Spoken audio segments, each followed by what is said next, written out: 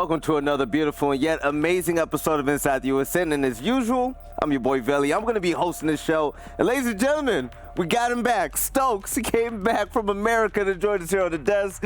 Listen, you've been watching from home. You've been having time off.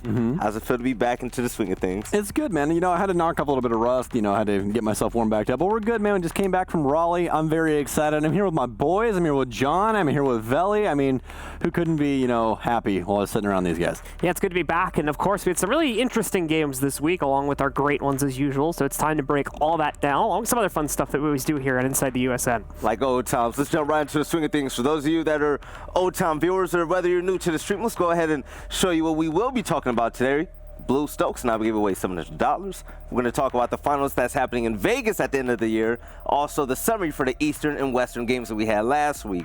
And please, do not miss the Q&A. It's always my favorite part of the show. But let's go ahead and get right to the money. Blue, tell them all about it.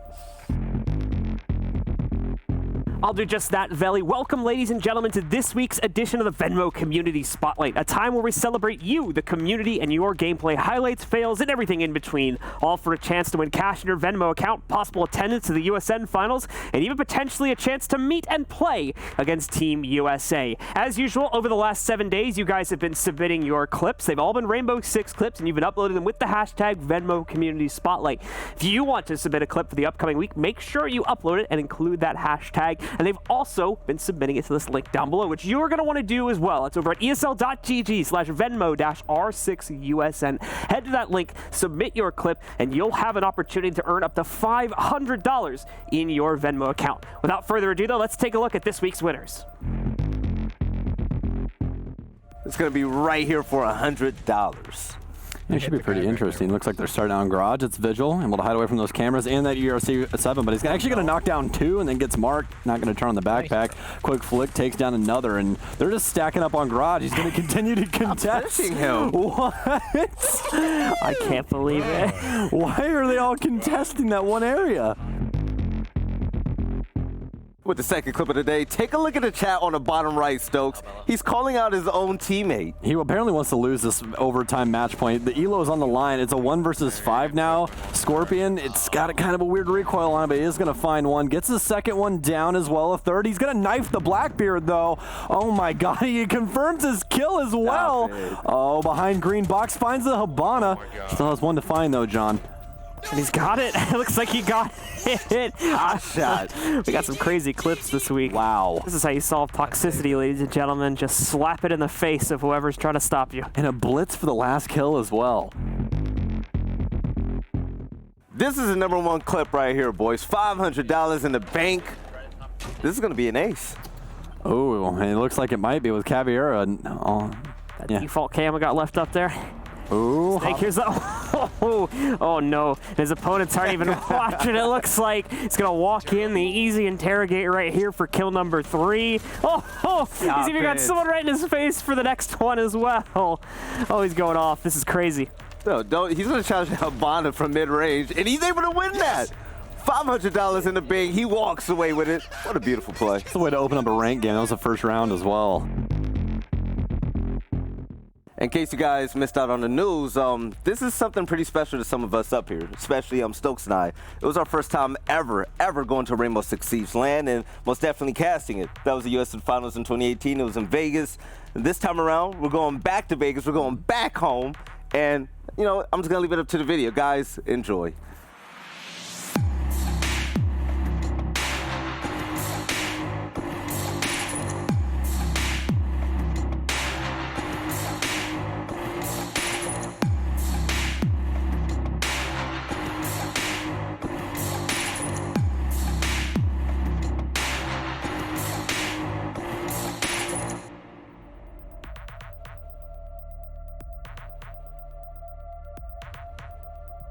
So, with that video being out there, how excited are you guys? Especially you, Blue. You live in Vegas. Yeah, it's another event in Vegas, right? I'm not going to be mad about that at the end of the day. I love Vegas. It's a great city. There's a lot, no end of things to do there. Yes. And, of course, we get to return to the very same place where we had the USN Finals last year. So starting to make it into a little bit of a series, I guess you could say. Right. Stokes, like, what are your emotions after watching that video now? Like, I'm excited, most of all, because I love the venue and the arena. I'm just happy to go back and do it right this time, I guess, because I've learned a lot. I've grown a lot as a caster, as a talent. I've learned so much from you guys, everybody else I've worked with, and I'm ready to kill it, man. I really, really am. So. And the amount of teams that's actually going this time. Yeah. I want to say compared to that last USN event, this one is way more stacked now. Oh, absolutely. Way more stacked. Like, there's no debate at all. I just can't wait because the Penn and Teller Theater has amazing acoustics. The last time we were there, it was so loud, dude. Remember the boomsticks? Oh my gosh, it was so loud. It was actually fun. So for those of you that have never gone to an event like Abinai that I actually interviewed last time, listen, Siege events are actually wild. Actually, USN was pretty hype. Yeah. Like when we were working out there, the crowd was cheering. Yeah, the thunder sticks, by the way, not the boomsticks. Those thunder sticks, dude, when people were cracking those things, it was so intense. loud. I remember I went and sat down in the front row, Yeah. and you couldn't even hear yourself think. It was insane. It was awesome. No, not at all. So, ladies and gentlemen, remember to go ahead and buy your tickets. The event will take place December 13th through the 15th. And hey, you do not want to be one of the ones that are left out if all the tickets are sold out. Vegas is fun. Make sure you guys go. Yes. I'm so serious. The Siege community gets down. Don't worry about it. So, ladies and gentlemen, that's going to be it with that. And Blue, you haven't even spoken about what happened on the western side of things. Can you go ahead and break it down? We started out the Western Conference with Adventure Force versus Azara Gaming. Two teams that we haven't actually seen step up to the plate here so far in USN, and both on relatively even footing, it seemed. The match started out incredibly close with both teams able to trade blows, it seems, by the end of the first half. Neither one really showing themselves to be, the true leader in that matchup. That would change, though, into the second half as Adventure Force's attacking side seemed to be just too much to deal with. This was on top of some adjustments that really needed to be made on the defensive side by Azara, and unfortunately we never really saw made appropriately, and as such we were able to see Adventure Force take a strong position in the second half, move them onward to eventually win the match with 7 rounds in their favor, and onward to the final match of the day. Our second game, we saw Luminosity go up against the Banana Boat crew, and while it was a very fantastic match, ultimately Luminosity would come out incredibly successful in this one, as would Factor, which is really what I want to phrase the discussion on this match on. Factor, the man went off in this matchup here.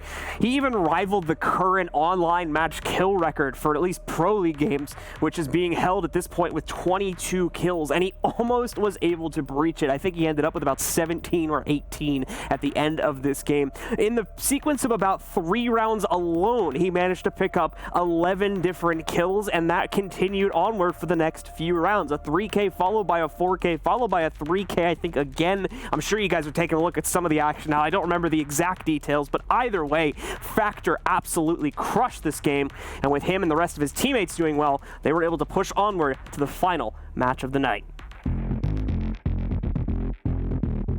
In our final match of the night, we saw Adventure Force. This is Suzuku's roster, who, again, has been doing some good work as of late with this team, going up against Luminosity. Unfortunately for Adventure Force, the Luminosity came very much prepared to play in this consulate game and wasn't going to be messing around. They took solid control of every single situation. Even rounds where they were outmatched, like you guys are probably about to see here, they still were able to pull back a 2vx situation, and this wasn't the only time we saw this throughout the game. This happened in multiple different rounds where Luminosity was able to take wins into situations where, to be completely honest, they had absolutely no business doing so, and this allowed for them to crush this matchup 7-1 and take solid control of the bracket and one of our final slots in the Western Conference qualifiers, which are coming up in just over a week.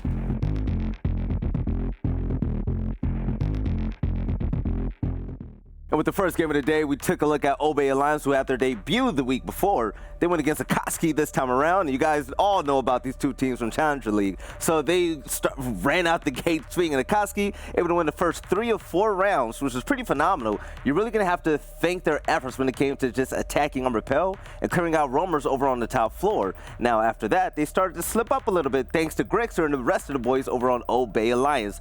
Grixer was the star of the show, going absolutely off. And taking a look at the stats, Obey Alliance, they won 6 rounds straight to go ahead and win the game. It was pretty phenomenal, and hey, you're going to have to tip your hats to them. But the play of the entire week had to have been callouts 1v4 in Garage. There was no reason why he should have won it, but he did, and the team, they were on such a big high going into the finals.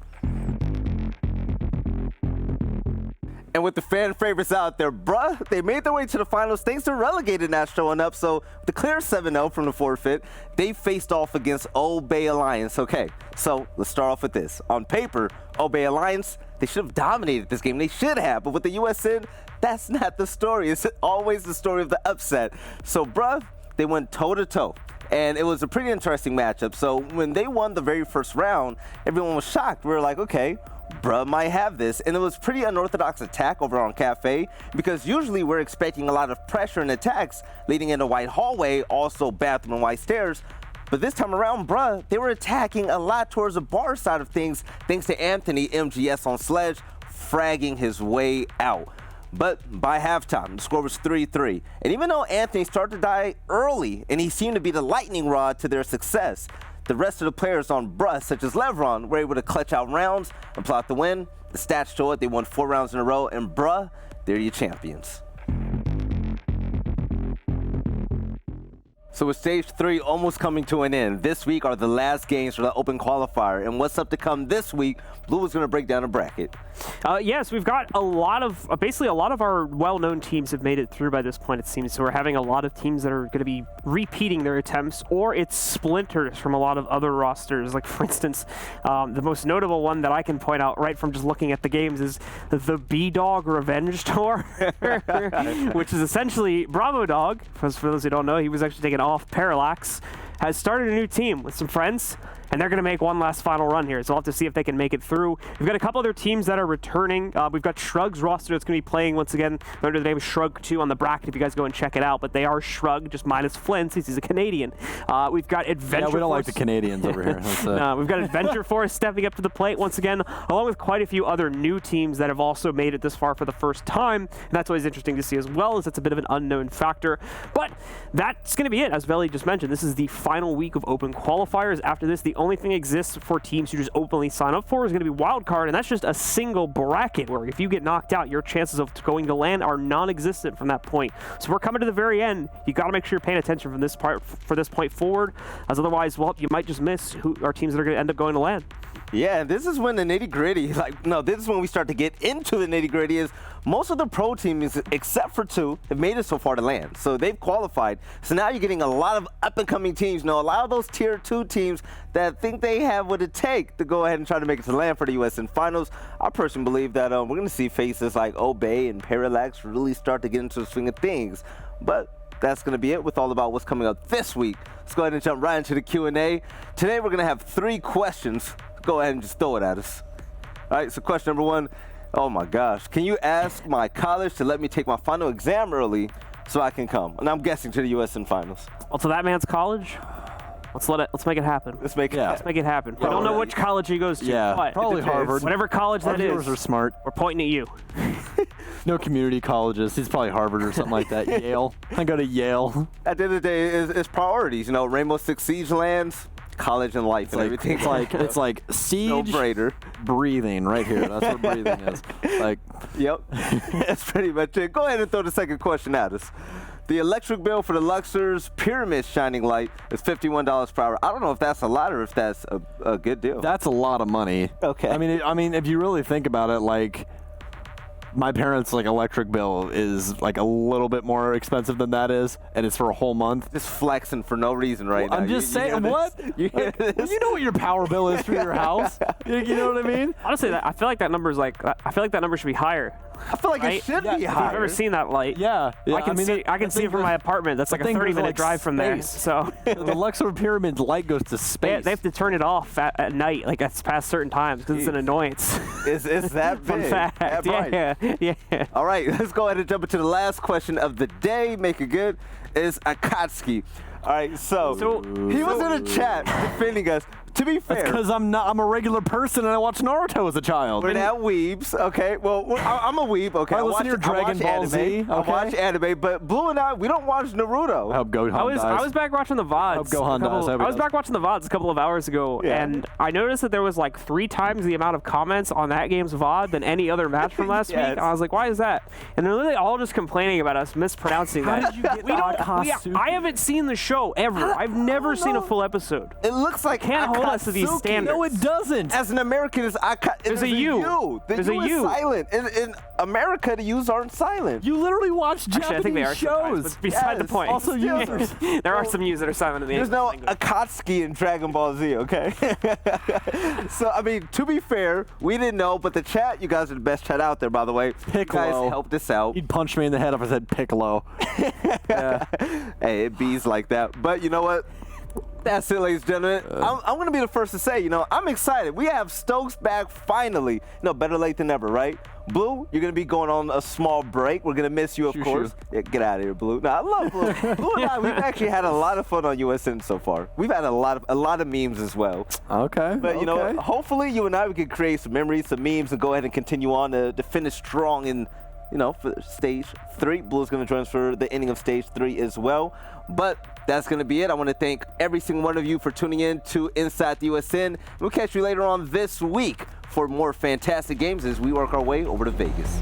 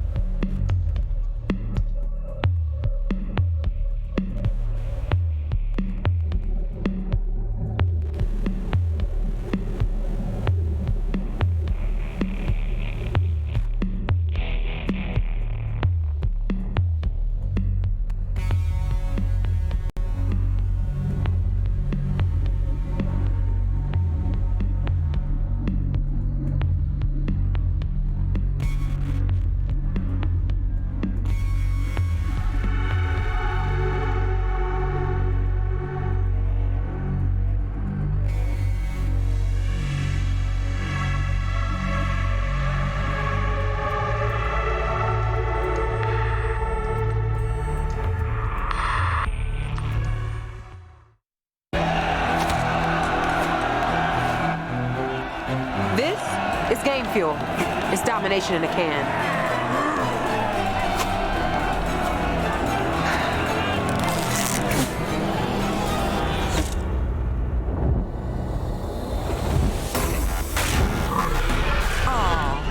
Tastes like loser tears. New Mountain Dew Amp Game Fuel. Victory in a can.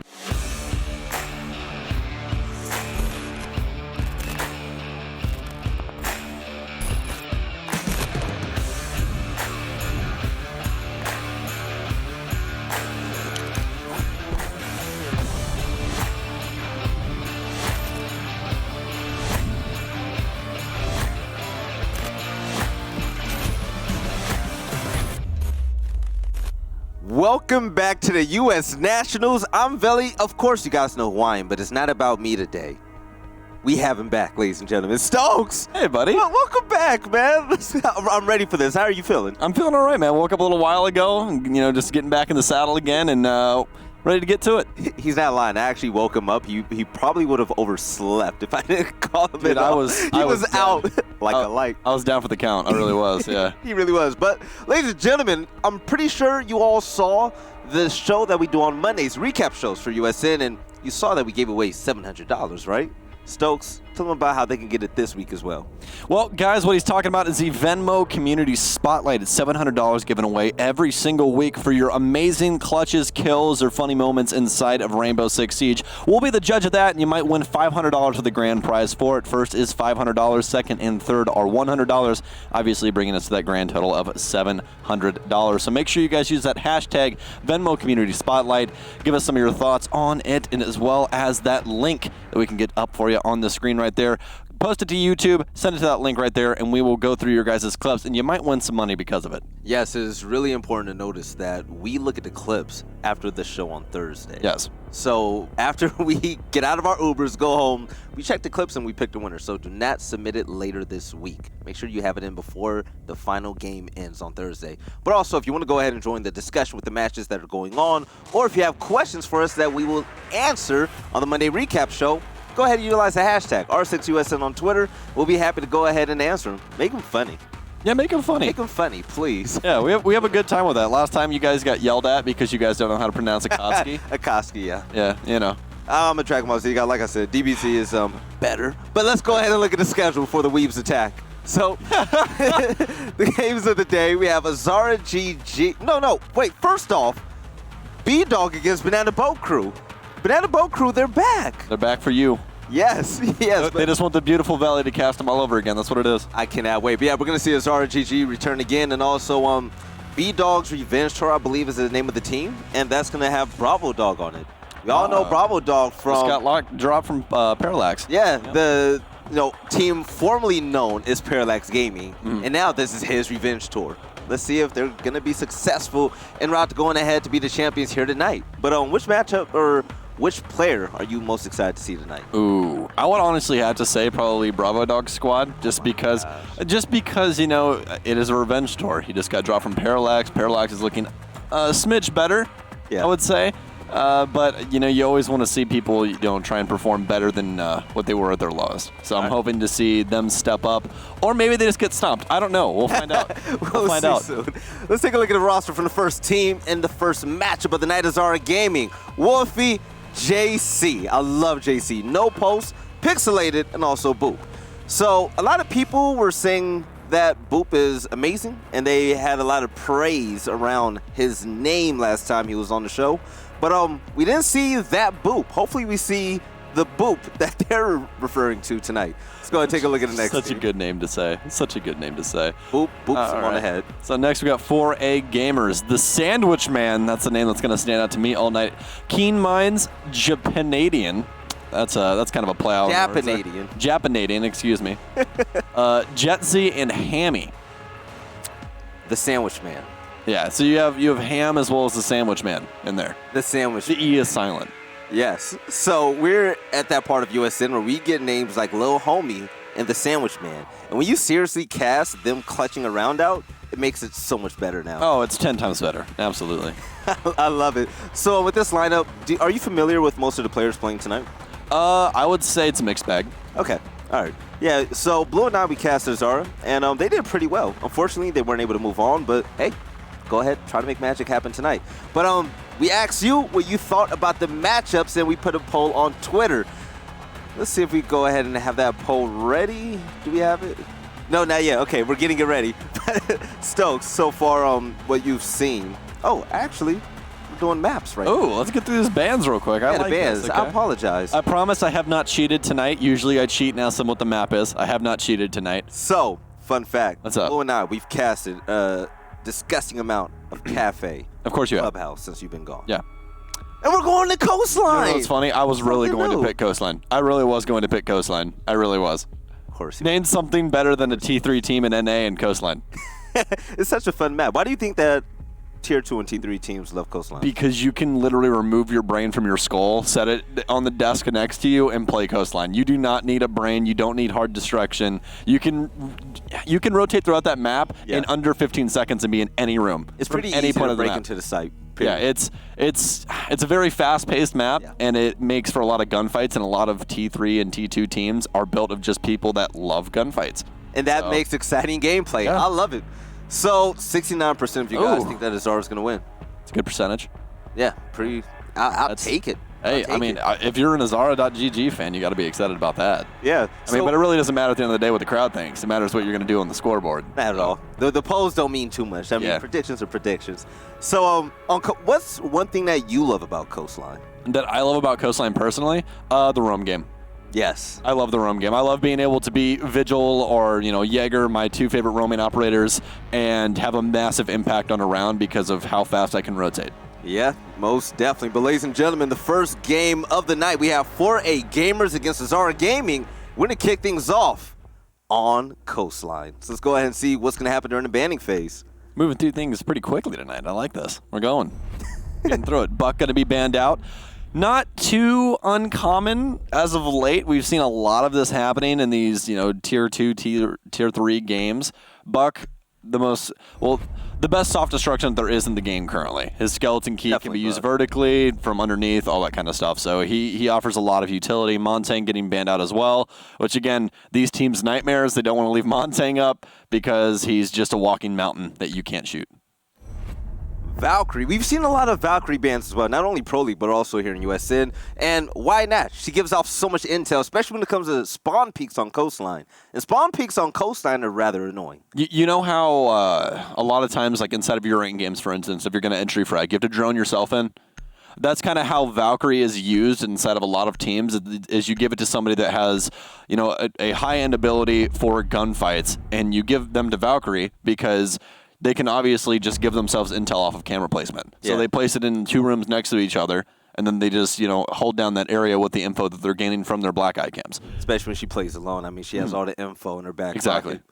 So, here it is. Echo being banned as well. We usually see a lot of Maestro bans, but Echo, earlier on in the game, I mean, it's pretty easy to get rid of the yokai drones, but late game scenarios is when he's one of the most important ones out there. But we're actually going to go ahead and rehost this, so it's going to come back to us so you guys can take a look at Stokes' beautiful face. It's not just my beautiful face. Blue Eyes White Look at Dragon those, is look at back, those waves. man. Come on. When's the last time I've even seen you? It was in the summer. Yeah, it would have been the major. It was the major. Yeah. Oh, yeah. But we were working. We didn't have much time to really, kick it or whatnot. No, we didn't. Dang. No, last time before that would have been, when did I fly home? July? July. Whoa. Yeah. That's deep. Yeah. It's been a whole year. Basically, this whole Wait, USN thing. what year is it? Like, No, so now that we're going to Coastline and we saw the bans, like you said, there's really not a need for hard destruction at all, which is something I really love. And Buck being available, Buck being banned. Yeah, Buck being banned, I mean, now you really have to bring Sledge out to play. I mean, you don't really necessarily need to. Soft destruction is something that's a big deal on Coastline. Yeah. But there's a myriad of different ways you can possibly get around that. But Sledge is very good on particular sites like Double Bar or, kitchen downstairs, stuff like that. He's not going to be the best upstairs. We've seen some really weird stuff a long time ago in the past where we had people bring Sledge with a shotgun instead of the L85. Okay. So they bring the shotgun to obviously, do soft destruction through the floor from underneath rather than vertically, looking down. So we've had some weird stuff like that, but I don't think we're going to see that. No. So we're more than likely just going to see Sledge brought for the frag grenades because comparative to any other operator that's going to bring frag, Sledge is still, the second best. Sledge is that guy. Yeah. Right. Well, definitely. And even if you want to bring a second person for hard destruction, definitely won't. You can also bring in players like Jacko. Jacko isn't banned. Jacko has a shotgun, and the thing is, if you're underneath, you can utilize the Inox goggles. You can see their footsteps. You'll be able to through the floor, yep. From the, yeah, right, exactly, through the floor. So that's another strategy you could go ahead and bring into the game plan. So, Look at you learning stuff. I mean, that's basic. That's like my first week. Okay, all right. Like when I was a noob, I would okay. walk around with Jackal underneath, and I'm like, I'm sneaky. I would shoot the floor and be like, tracked him down, and then I get bodied after that. But I felt cool. Yeah. As long as you feel cool. That's Exactly. that's how the game's supposed to go. You know what I mean? Yeah. Like there has to be silvers. They didn't just make the silver rank so nobody would be that. You know what I mean? Somebody's got to be there. Fortunately enough, I think I can proudly say I was never like a copper or anything like that. I think My I went lowest from rank of all silver- time is silver 2, and that was the first year. Really? That was my first season that I played with like my best friends in like my neighborhood. We all like when start it first came somewhere. out on Xbox. Right. So, And now I'm a proud plat boy. and now I'm a diamond every season. What's good? Oh, you're a diamond? Yeah. I mean, you're all right. I mean, you're not Flynn, but I mean, you're all right. I mean, at least I don't choke inside of my CL games. You Be know? quiet. fine. No, nobody fled. But Montaigne being banned, Montaigne is probably one of the most annoying ops on this map. Yeah. But you're still going to be available to use Blitz. Yeah. And if you do plan on bringing the shield, I mean, he's actually a really good. Legion's still available though. True. That's why Legion, his inception even happened, was because you could just rush site and Exactly. which obviously makes me mad as an Ash Yeager main because I'm like, I hate Legion. Like, it's just another step of stuff I have to go through. I already have to worry about roam game, barbed wire, elemines, everything else. Now I have to worry about this invisible trap on the ground. Everyone's just like, Stokes, just play IQ, or Stokes, just lay on the ground, or Stokes, just turn your contrast up on your monitor. It's that I don't easy. want to do that. I just want to walk into the site and shoot them in their face. It's that easy. But also another point is, it's just the fact that this map has probably the most self-destruction out of all the other maps. Yeah, On I a would. lot of sites. I would say it's Kind I of. don't know. I don't know. I might have gone full stupid. Cafe might have more. Honestly, just pure soft destruction. I think Cafe definitely outclasses Coastline. That makes a difference in the round. Yeah, because like kitchen site. I would say that the soft destruction, especially on You have me. service and I also just service woke and up, bars. and you really have me just. Well, service and using my bars, entire you really brain got to right think now. about it though. Soft destruction means so much. It does, but it means so much on kitchen as well on Cafe. You're right. And also, you have like the vertical pressure of I'm actually going to look it up now. Clubhouse I as want to well. see what map. If is, you're like, talking the about most pure square extreme. footage, I'm saying Cafe has the most. Okay, that's right. Yeah. I'm trying to run through everything in my brain right now. By the way, chat, trust me, Stokes and I, we want to start the game, but Belly- unfortunately, we yeah. aren't the players. We're not making them join the lobby so we can start up. So I want to thank you all for your patience. Belly and I are out here theory crafting right now. That's what's going Just on. having fun. That's it. So if we take 3 shields on offense. Oh, Capital is available on this map too. Yeah. Ooh. Ooh. Things get spicy. He's only And got Mira. one. He's only got Ooh. one eye though. How do you aim with one eye? He's a beast. Listen, my man from Brazil, he just Dude, knows Capital's been around, like man. dead shot. Yeah. No, but also Mira's available, and that changes billiards and hookahs. No, so it changes much Penta. It changes Penta. I was saying Penta. It changes Penthouse. Penthouse. Yeah, Penthouse is definitely Oh, in. you're Without right. Mira, she's that site is useless. But with Mira in play, that site can actually be played. Both of the upstairs sites drastically changed now. I'd say hookah's a little bit more dangerous to play Mira on, just because of the window, the hookah window. Yeah. What used to be called Tarps window, but obviously you can't get on Tarps anymore. So. Right. All right, so we're getting everything ready. Yeah. But what did you miss most about doing this whole USN bit? Just cast it, man. I just love talking to the chat and everything, man. It's a good time. This isn't even a job. Like It's not. It's fun. They pay me for We it, get but it's paid to just have like fun. I just have a good time. You know what I mean? Yeah. So it's whatever. Oh yeah, you haven't missed much anyways. Dark Zero, they still haven't fully qualified. They should probably get better at the video game. Honestly. Like Shout out they to can Jordan. go ahead. So it's funny. Dark Honestly, it was Zero, probably just Roy messing with all their mice, right? I don't know what's going on right now.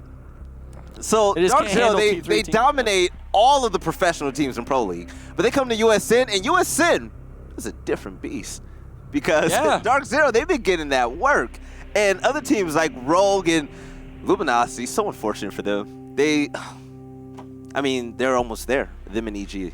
So we'll see what happens. Rogue had it the worst. Like Dark Zero's had it pretty bad, but I'd still say Rogue had it I'd say the Dark worst. Zero had it the worst. Really? Easily. How many times has Dark Zero attempted this now? Chat. You guys have been watching USN. I want to see what you think. How many right now. times has We have Dark the Zero chat open. attempted this now?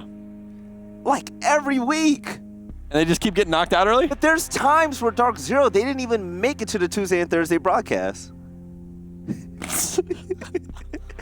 So yeah. Dude, poor Jordan. Their CEO, Zach, has to just be like, what is going on? Like, Right. So it's been a lot of fun. So chat, I want to hear your blame thoughts. Knicks. That's Oh no, Knicks is disgusting. I would never blame him. I'm blaming Knicks. No. Chat, I want to know what you think. So far, who's been your favorite team during the U.S. Nationals? I got to know. Who's been your favorite? Banana Boat Crew. Why? The name, this is beautiful. I haven't even watched them play. Like, just so good. Banana Boat Crew. All right, who's your second? ZQWE, because they have the cow stuck in the tire. You're going for Big team one. names and logos. I would say the most. If you're just going for pure dominance of like what team was the most dominant throughout this, I'd probably say Rec. But who's been your personal favorite team? I'm trying to think like of our best matchups. My brain is. Did you see Shrug? My brain is like 50% off right now. Shrug play? Did you catch that game? Flint's team? Do you think I want to watch Flint's team? No, but did you? Like, no. That was probably the most like exciting game out of all. I didn't watch it. No. So Cloud Struck and the rest of those boys. I'm talking about clutch on clutch on clutches. Never gonna put any respect on not loading his name, bro. He's gonna say not Cloud loading. Struck. Cloud Struck and the rest of the boys. Cloud Like, Struck for an entire year had But I'm you the know best why? Mira on the box in his bio on Twitter. I can't give him any respect after that. I give him respect, okay? Cloud Struck, I got you. I love Cloud, The reason man. why I That's said all, Cloud man. Struck, he had the most impressive clutch to me. Yeah. And it was like a 1v3, and he was Mazda, and he was downstairs on consulate, and just like all vertical kills. All Okay. vertical kills. Okay. And they were so crisp, and he had no business even being in having a chance at winning that. It was exciting. So to me, my favorite teams so far, my top two, I'm going to say Shrug is number one. Number two, I'm going to have to go ahead and give it to, yeah, Reciprocity. They've just been the dominant one. Yeah, dude, they just like basically walked. Like, It's not fair. It's not fair at all. I mean, what? Take happening? a team that's at a pro level that basically plays like a T3 team, like that super, crazy style of just we're everywhere at once. Yes. And they found, the exact chemical makeup of what they need to do in order to do that at a pro level. Yeah. And then you make them go play against basically their former selves and go, That's it. okay, who's gonna win? Reciprocity. Easily. We're just waiting on one person to get in chat, and then once we do that, we will start the game, and then we can continue on, this fun trip. Be a lot of fun. Patience, just made up. So now we're just chilling right now, talking. Yeah, You guys just- talking to each other. Welcome to the USN podcast. How's it going, guys? By the way, What's up? so Joker, if you had to rate it 1 to 10, I'm just bringing up stuff to talk about. What would you rate Joker? As I'm you know, not talking I about fell mine. asleep for like the last 20 minutes. I was tired. He really did. He came right off a flight and went to see a movie. So worth though. So worth. was? There's a lot of like Monka-esque things that no spoilers or anything, but I would Yes. say go watch it. Have an open mind. Just go see it because it's like my dark twisted fantasy level It's stuff. a really dark movie. Yeah, it's a very dark movie. So Like, that's it's fantastic though. You really do see someone go insane, But hey, it appears we got the game going on now, guys. So we Play should the be transferring Malvos. over there to in any second.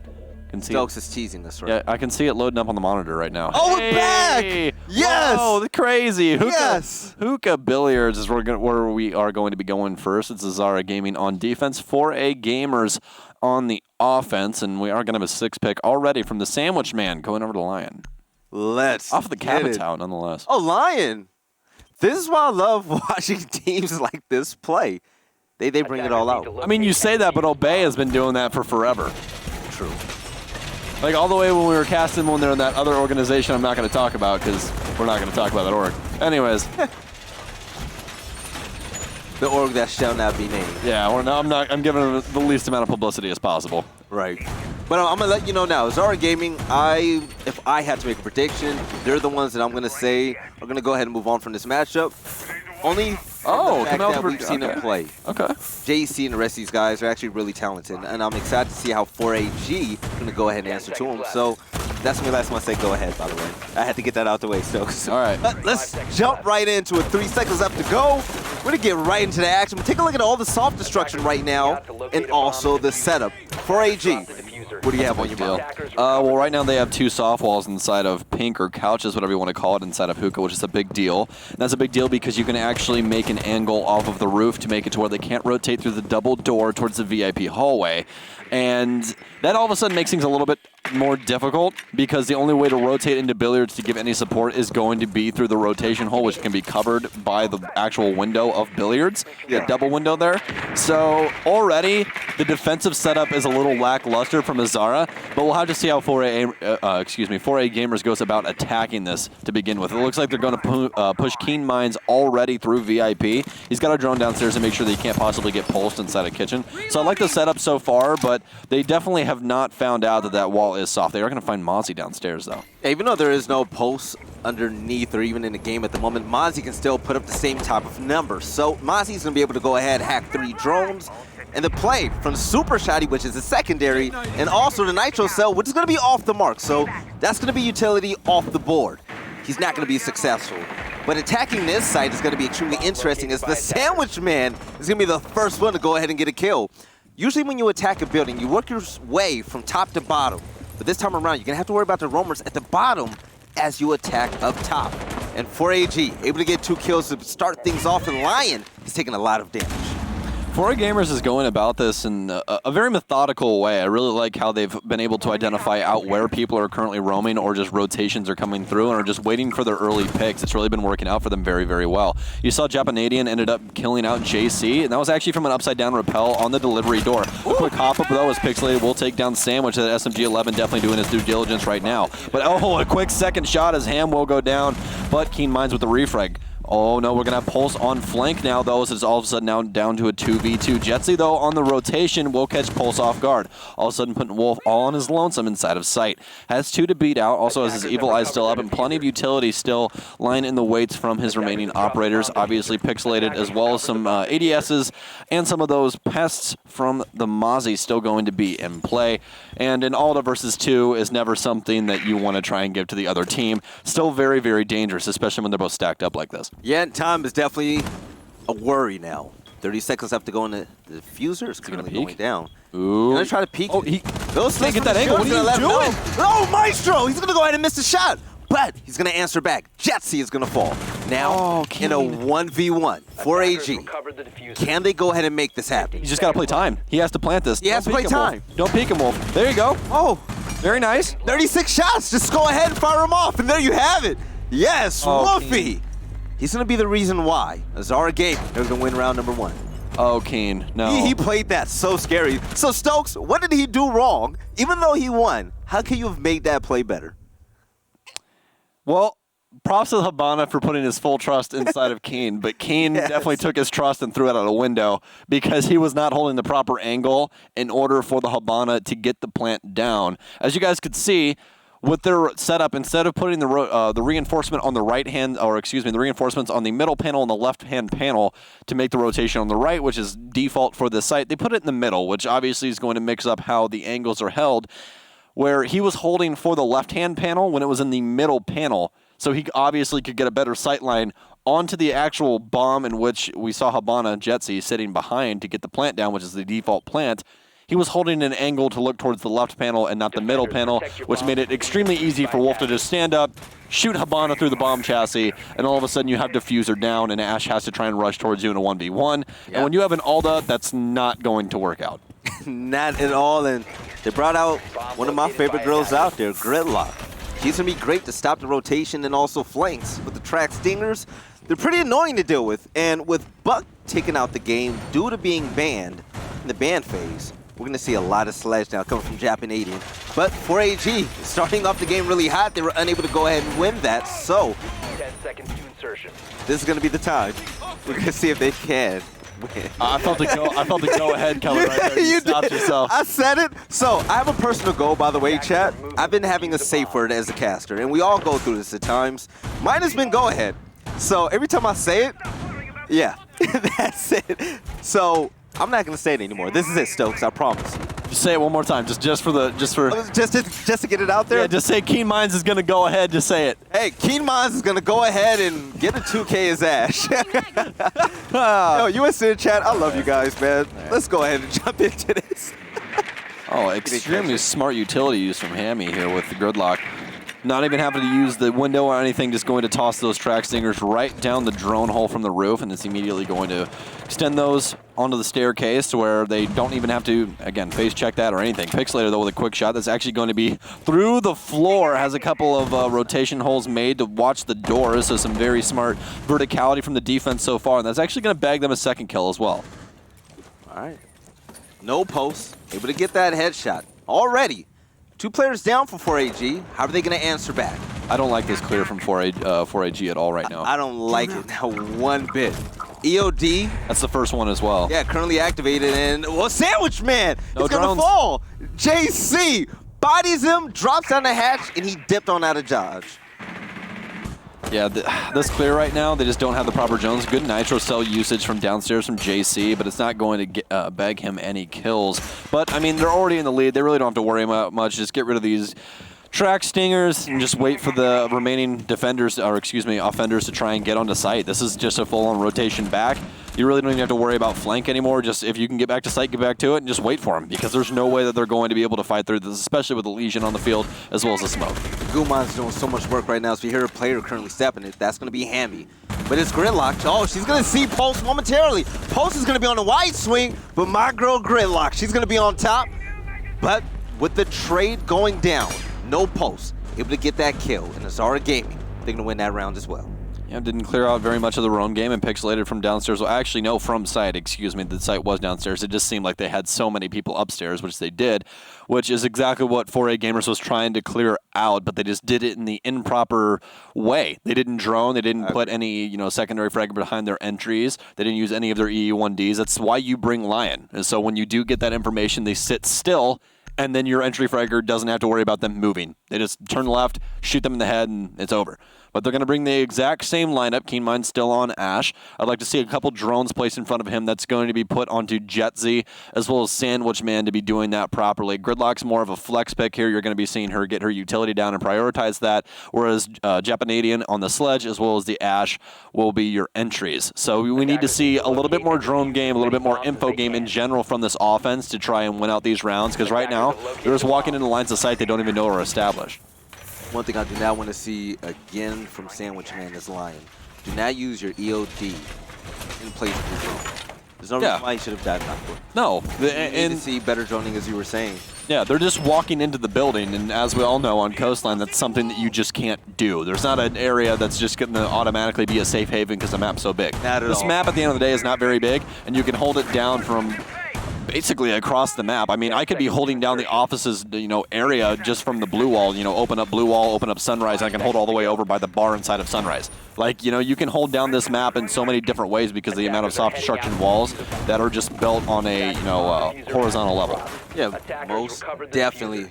You do not want to lean on it as a crutch when you play an operator such as Lion. No. That's probably the biggest mistake for some of the players. His utility's powerful if it's used properly. Exactly. But Keen Minds has Ash already taken damage. More than a quarter health taken away. So, wonder which player she was currently engaged in a fight with. She just sprayed through the delivery door. And it got sprayed tagged back. up, yeah, by the Jaeger. And obviously, since that gun's got the highest body shot damage in the game, it hurts a lot. A lot.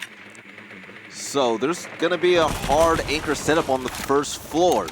So Keen Minds, with the drone war currently in play, they haven't seen anybody up top. So if they're going to be able Drones up and running. to get downstairs with all players alive and keep Keen Minds alive, they might have a chance. But the utility is going to be important, especially due to the fact that there's going to be a few Evil Eyes in play. Toxic Babe is going to be available in regards to hard anchoring the site. But Pulse is who they have to be wary of. Where is Sledge?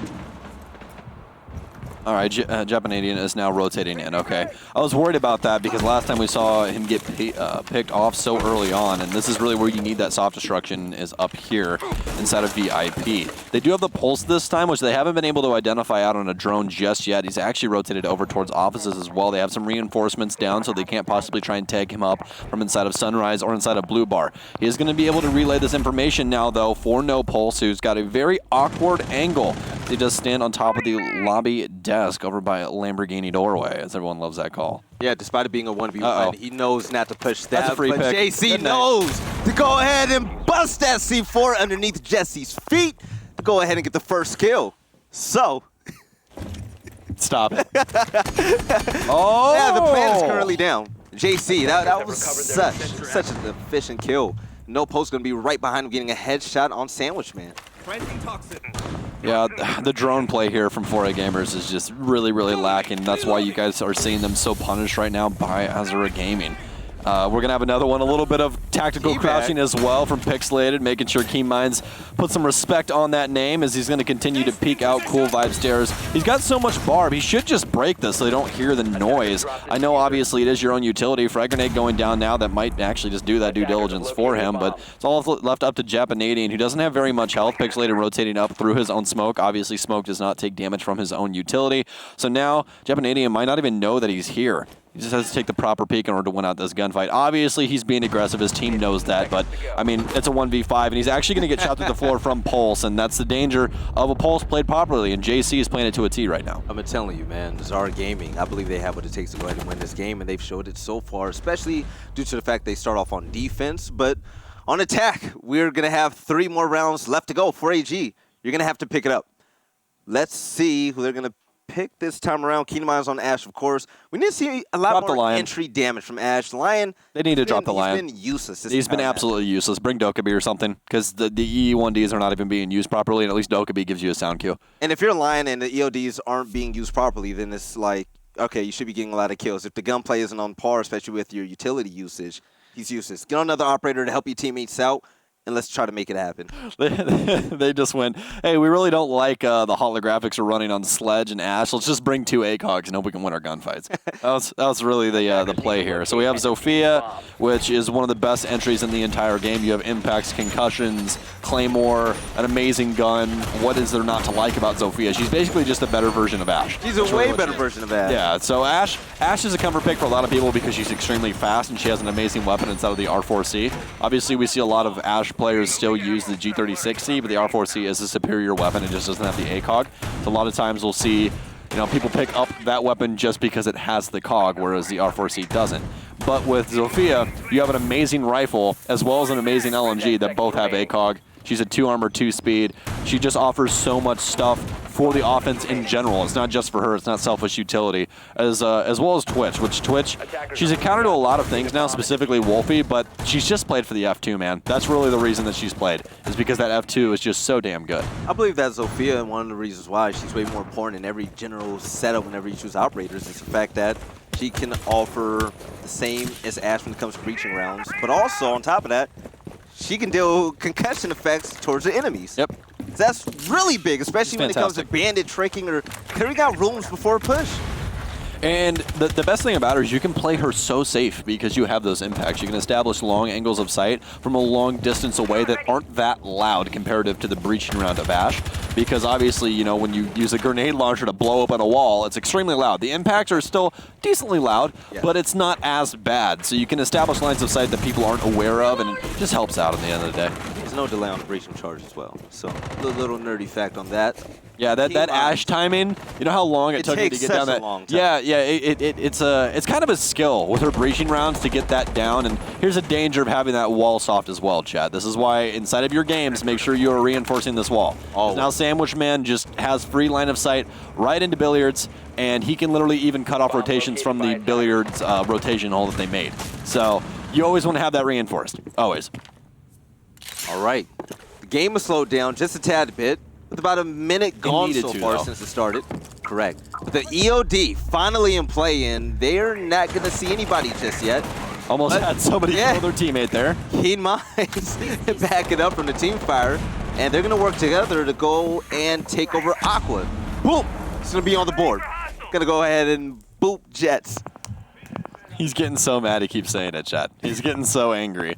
JC, though, with this pulse play, again, they're not respecting the pulse. They're not bringing anything to get rid of him. Even if we saw IQ get picked up by Japanadian or somebody, just be able to get the info on this cardiac sensor would have helped out a lot. But we are going to see Japanadian now possibly getting into a fight with JC downstairs. JC's in the corner, but again, no drone. Is he going to face check it? He is going to face check it. What are you doing, Japanadian? What are you doing, guys? You have these things. They're called drones. And you guys are just getting rammed through the mixer right now.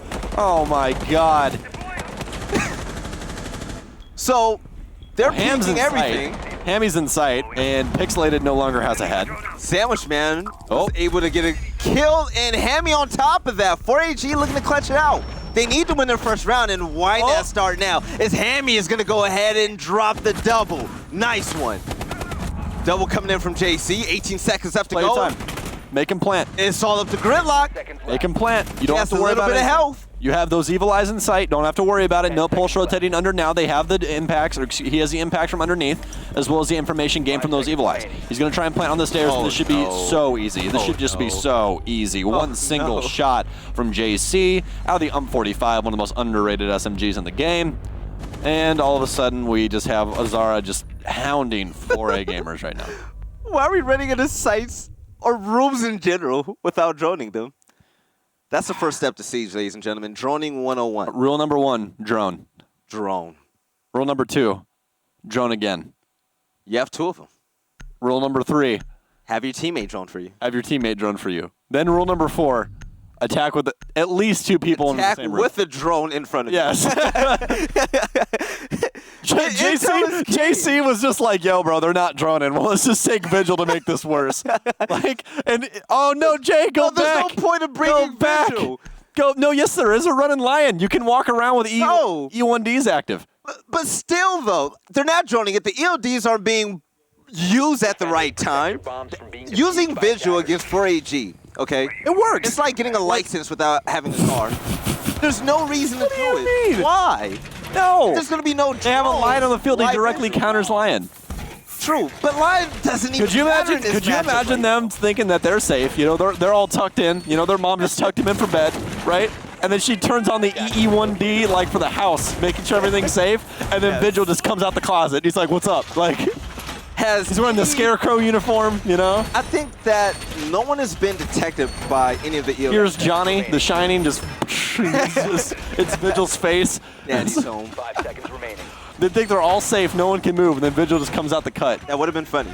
But for Azara Gaming, Pulse and Pulse has been doing a lot more for them. It's been and Vigil's not going to be able to rival that, yeah. Because they just don't even know what's going on. Oh, Pulse. Oh, Pulse, don't do it. This is disrespectful. This is disrespectful. That run out especially is just disrespectful because he gets detected before he can even peek. That's just, oh no. By the way, we saw the 6th pick coming in. At first, JC, he chose Visual, and I saw it in the chat, by the way, so I want to explain it to the new viewers out there. The 6th pick, once you pick your operators in the phase, they're able to see who you're choosing. This is only inside of competitive, by the way, Only Chad. inside of competitive. This is not in your rank games. So after they see who you pick, you have a choice to make if you want to keep your operator during the reveal. Or if one player on your team wants to go ahead and change it. That one player's operator selection during the 6th pick is entirely unknown. Oh, okay. Entirely unknown. The Japanadian on the board. 4AG finally looking good in the game. Well, they got the first pick this time, but that really doesn't mean anything just yet. We've seen them do this one round, and then everything fell apart. It got down to that 2v1 that we thought they were going to win, but then Keen Minds decided to not have a very keen mind and just held the wrong angle.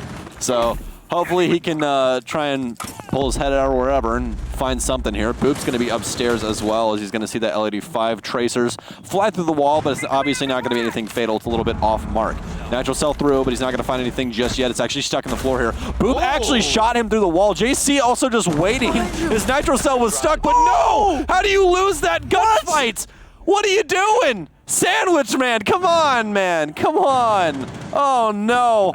Wasn't even looking at you. Gave you a heart attack, though. Ends up winning out that gunfight. He will get picked back up, so they will still have EE1Ds, but they have the entire site to worry about now, and they still have to worry about JC with all this information gained from underneath as well. Gumas are going to be in effect due to Legion currently being out the game, but still. Reloading. Oh, that was Jesse. extremely close. But Smoke is still alive. I wonder how many toxic babes are at hand, especially due to the fact they're pushing underneath 60 seconds of gameplay. But JC, he's flirting with danger. He has a cardiac sensor. He knows exactly where the players are, and the drones know where he is as well. So backing up and getting out of there. That's a big pick. The EOD is activated the right time as Maestro is down. He's got to go. Come on, Jay. You got to rotate in right now, Jay. You got to rotate out of this security. Make the play. He's taking too long. Pixelated is contesting now, waiting on the line, but he doesn't win it out. It's an overflick, and all of a sudden we're just down to Pixelated. He has 2 of the arsenic canisters still, though, as we have all of a sudden discovered what is in the canister. Quick shot now takes down Sandwich Man, but he's still got 2 to worry about. Another Toxic Babe now as he's trying to lock down one side. He gets the diffuser. He runs through the smoke, though, and 4A Gamers with their very first round off of the efforts of Jetsy. They did it. A little body shots to guarantee that he got the kill. Great ending to that round from Jesse. Pretty close. But this is going to be the last round before halftime, and we're going to see how 4AG are going to play on defense this time around, and it's already a game if they can continue winning on attack. So, take a look at the operators, because this will be the last time they choose them this game, if it doesn't go to overtime. And Lion is going to be in play again. Lion, for the first time ever, the EOD has been effective, and that was because Maestro was down. But they knew where he was already. Well, I mean, it's forced freeze tag. That's what I like to call it. So, I mean, even if you don't know where someone is, if you're trying to get onto site, you might as well make him sit still, you know? Who do you think should come and play in place of Lion? What operator would you? Dokkaebi, because she's a better information op for these guys because they aren't droning properly. You can hack cameras as well. Yeah, you can hack cameras as well, but it also gives you a sound cue, and that's going to make it like Keen Mime's job a lot easier. Excuse me, because all he has to do is worry about the sound cue. He doesn't have to have somebody place a drone in front of him. Especially with the soft destruction, verticality in play. And if you're nuts at sound cues in this game, dude, you can literally read out where everybody is. It's everything. You know? Yeah, sound cues everything. I can literally stand downstairs in the kitchen hallway and just be like, hey, that was kitchen window. You know what I mean? Or like, hey, that's sunrise window. You know what I mean? Once you've played the map enough and you get that directional sound enough times, you can understand where they are, even by what they're standing on. Are they standing on wood floor? Are they standing on tile floor? You know, like what's the impact of like their footsteps on the ground? Everything. Barbed wire movement. Yeah, you know, so sound cues everything in this game. If you kill one of the players, you can go ahead and hack their cameras. Yeah. Also, she has 2 frag grenades. Yeah, she does.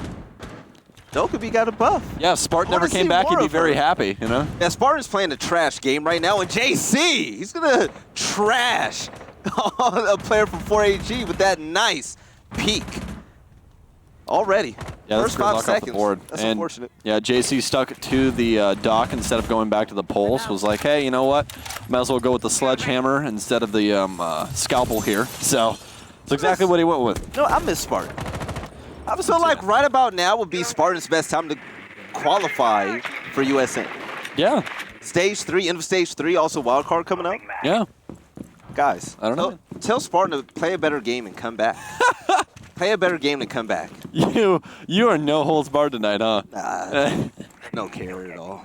All right. Well, we are going to have a top clear here from 4AG, and right now it's working out decently. They have all the top pressure they need. We have some drone play going on as well, so this is working out a little bit better for them. But we've already seen a couple of missed drones come out. It's not going to happen this time as everyone is playing horizontally instead. Hatch has been reinforced so they can hold down offices as well, so some smart play here by Zara. Top floor, players dropping down. Actually scared me. I didn't know who it was. Top floor, been secured. Now, it's all about making your way downtown, and Japanadian, he's going to be in a gunfight if Boop sees him. The challenge might be there, but will the drone help him out in this sense?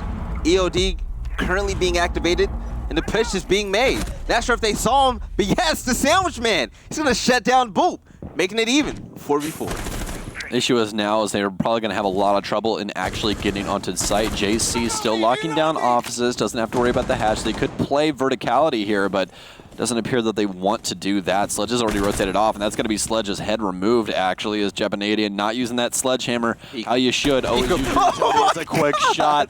JC proving that you can do everything with Doc. That's going to be a triple for him on the round so far, and actually a quad, but they're actually going to get Sandwich Man up, all of a sudden making this a 3 versus 2. Only 40 seconds left as one of the EE1Ds goes off. I believe that's his second to last one. No Pulse has already rotated over. Can he find the second kill? And he will!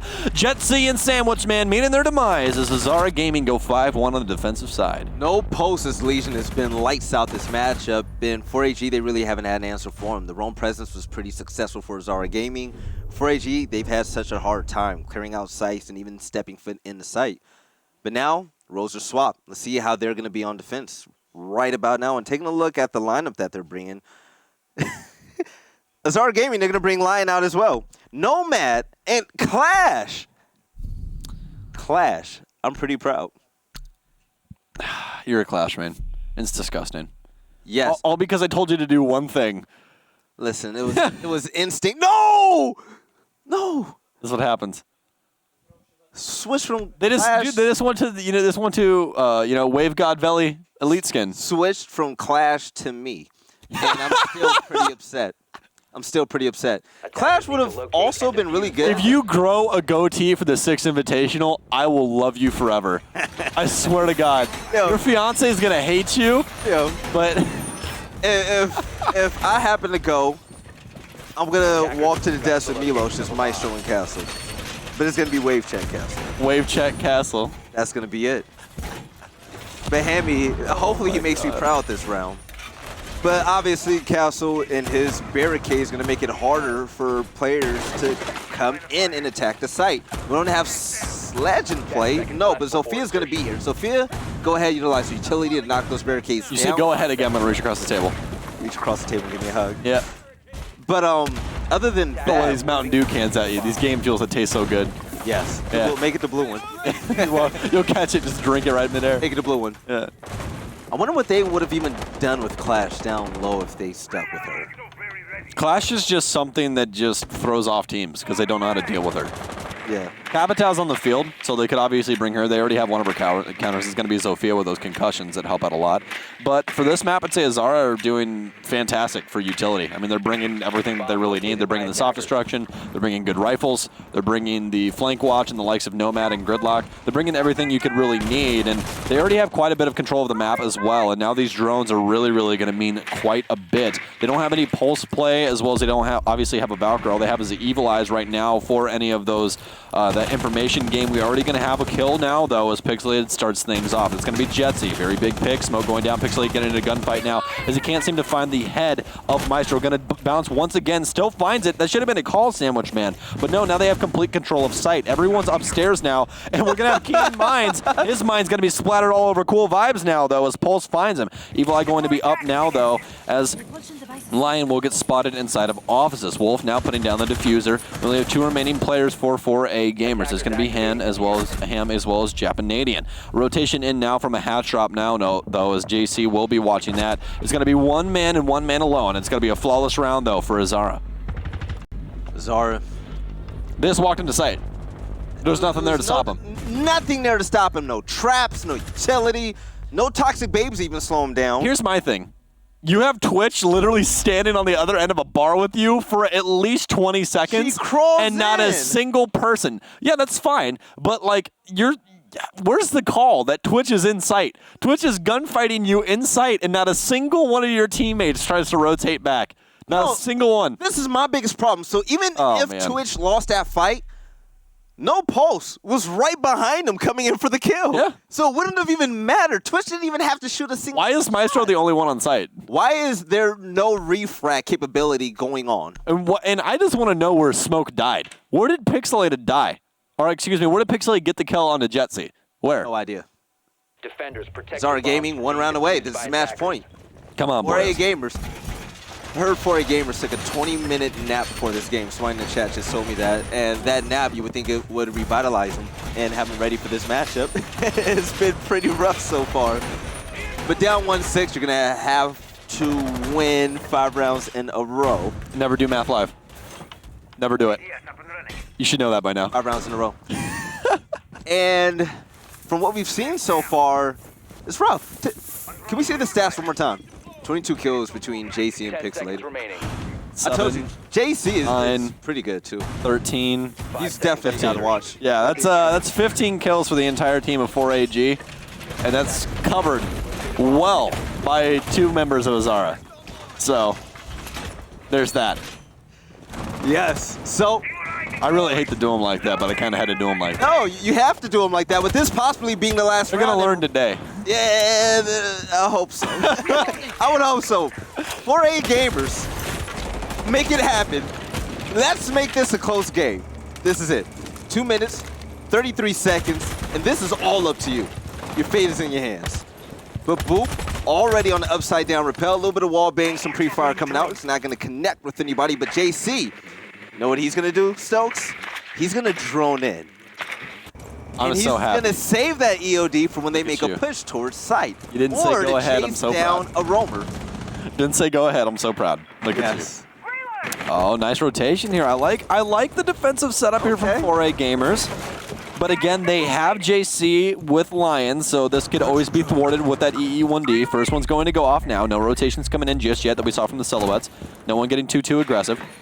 We are going to have some drone play coming in from Luggage now as they're trying to take over Aquarium here. JC going to take over VIP. Already had this control, so didn't have to worry about much. Just looking for any drones or anything that could possibly rotate in, but doesn't have to worry about that as it does not appear that Japanadian has any. Actually going to try and toss a stun grenade in towards Vases to make his gunfight just a little bit easier, but there's going to be nobody home. Minute and 30 seconds left now, as it does still appear that Azara are trying to find their footing. Boop rotating in now. There has to get rid of some barbed wire. They do still have to worry about Vases. With no defense coming in from hallway. All right, Pixelated, he's going to be on the board, shutting down the Sandwich Man. Not sure if that kill was currently made, but Boop is in prime position for wallbang. That's not going to be needed. No post. He's going to shut down Hammy. EOD in play. Double kill is going to happen for Zara Gaming, and now we're looking at a 1v5. This is going to be a perfect round. Japanadian from down below, walking right up to Cool Vibes. Had the first shot, he failed it, and that's going to be it.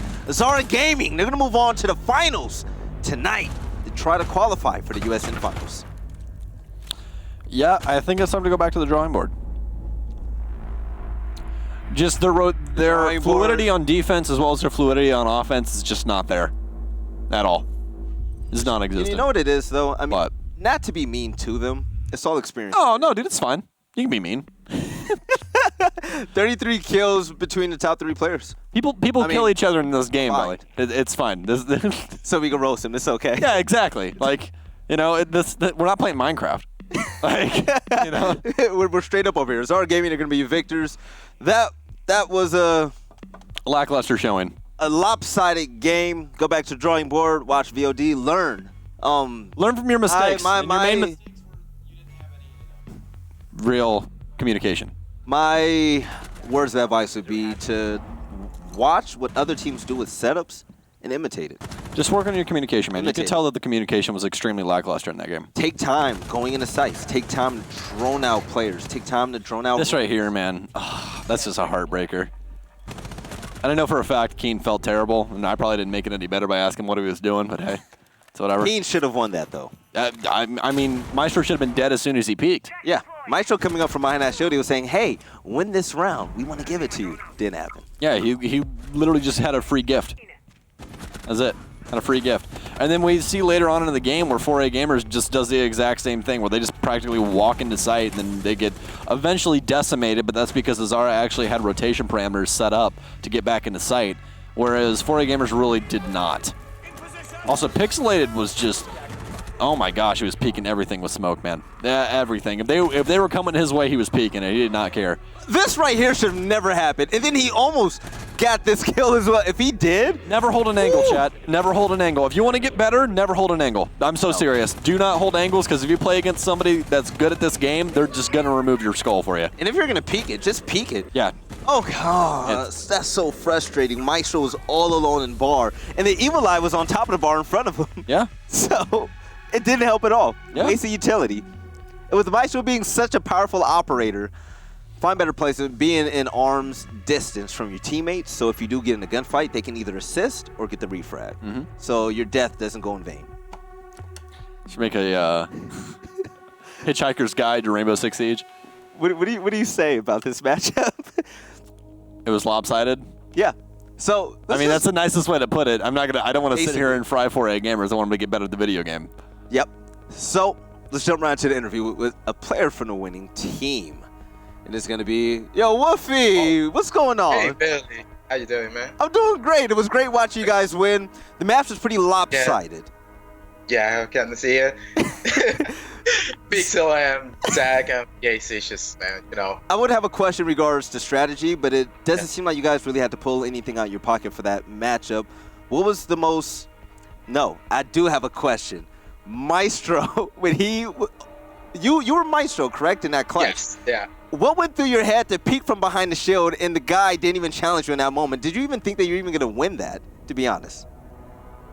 We learned from it before that, you know, the usual strategy from the reinforcement in the middle that people normally hold. that's a really, every time that normally people hold from one side or the other, is normally a pre-fire. Everyone dies usually in a 1v2 or 1v3, etc. Yes. In that way, in that form, I learned that you can always win a 1v3 in that way. If you have a shield in that way, because no one will always gonna win you unless they push you directly. If you have people giving you info, they're not gonna win you. So that's the only way to actually get it. And it's almost as if you were listening to Stokes and I talk about having info, getting info. Information is king. So when it comes to droning, the other team really didn't drone out much, and we saw a lot of face peeks entering rooms, and they were picked off one by one because of so. If you had to give any type of hint or just tips to newcomers out there that are just starting up in Siege and they want to play competitively, what do you have to say about droning and intel when it comes to this game? First of all, trust your teammates, because sometimes even if they give you wrong info, you have to trust it. Yeah. Sometimes they bait you. They bait me a couple times before in that game. You have to trust it. Yes. So I always rely. So for example, I didn't get many kills in that game, but I always did my job, giving info for the team, and they just did the job. They did just kill everyone. Well. Yes. So Woofy, I want to thank you so much. I want to say congratulations for winning. I'm not going to ask you another question, but I'm going to leave it open to you to say whatever you want to the chat, the fans, say something about your teammates, whatever you wish.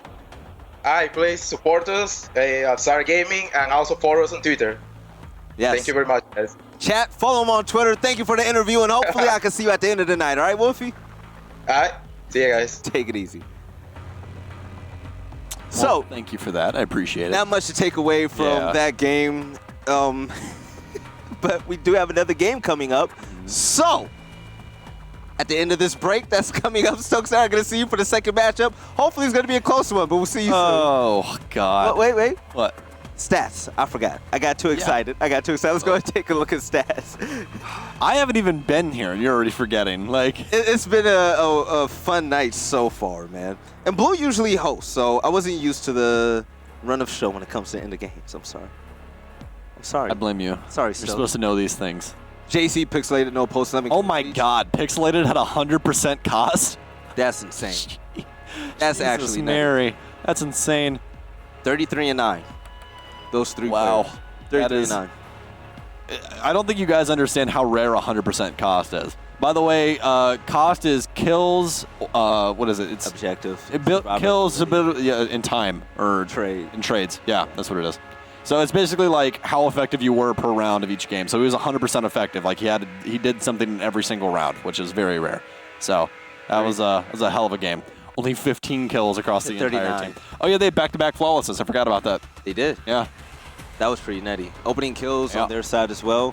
Dominant game. And MVPs, I'm going to let you start off. You're going to let me start? Let you start off. All right. Well, we'll see if I remember it. I believe I picked Pixelated. No, I picked JC. Gosh dang it. I picked JC. Yeah. No, I picked JC because he was just effective in the proper moments, and I always love good pulse play. That's why I picked JC. My MVP isn't going to be a player. My MVP is going to be the drone work coming in from Azara Gaming. You know why? Because they droned properly, and they were able to get a lot of intel and information. Did you just pick a utility piece? I picked utility as the MVP, and they deserve it. You're saying that they used utility. That's the MVP. And they won the video game. Because the other team didn't. One team used it better. I know. In the game of Rainbow Six, they used utility and won the video game? Yes. Whoa, we're really digging deep, chat. Oh my God. So memes on top of memes. Any last words about that matchup? I'm glad it's done. Moving on to the next game. We'll see you guys on the other end of the break. Stay tight.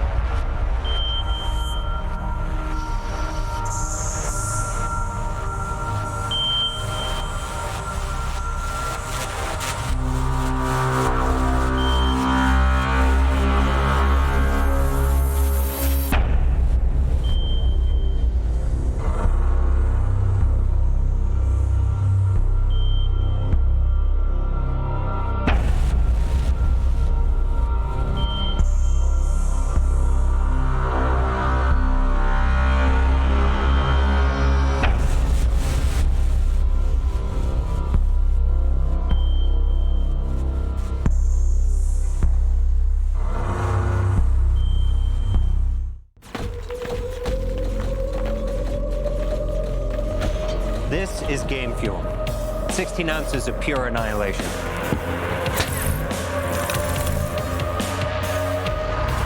Perfect for finding the second to last man standing.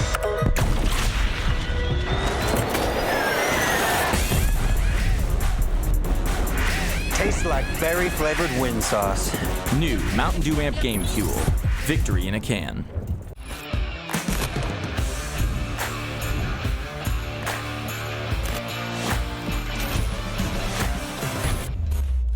Ladies and gentlemen, welcome back to U.S. Nationals, and I am Veli. This is Stokes. He's back, finally. First game of the day, under your belt. Now, hopefully, we get a closer matchup this time around. Yeah, hopefully so. That first match was just a little lackluster. It was really one-sided. 4AG just really not having the pieces to the puzzle just yet for Rainbow Six Siege.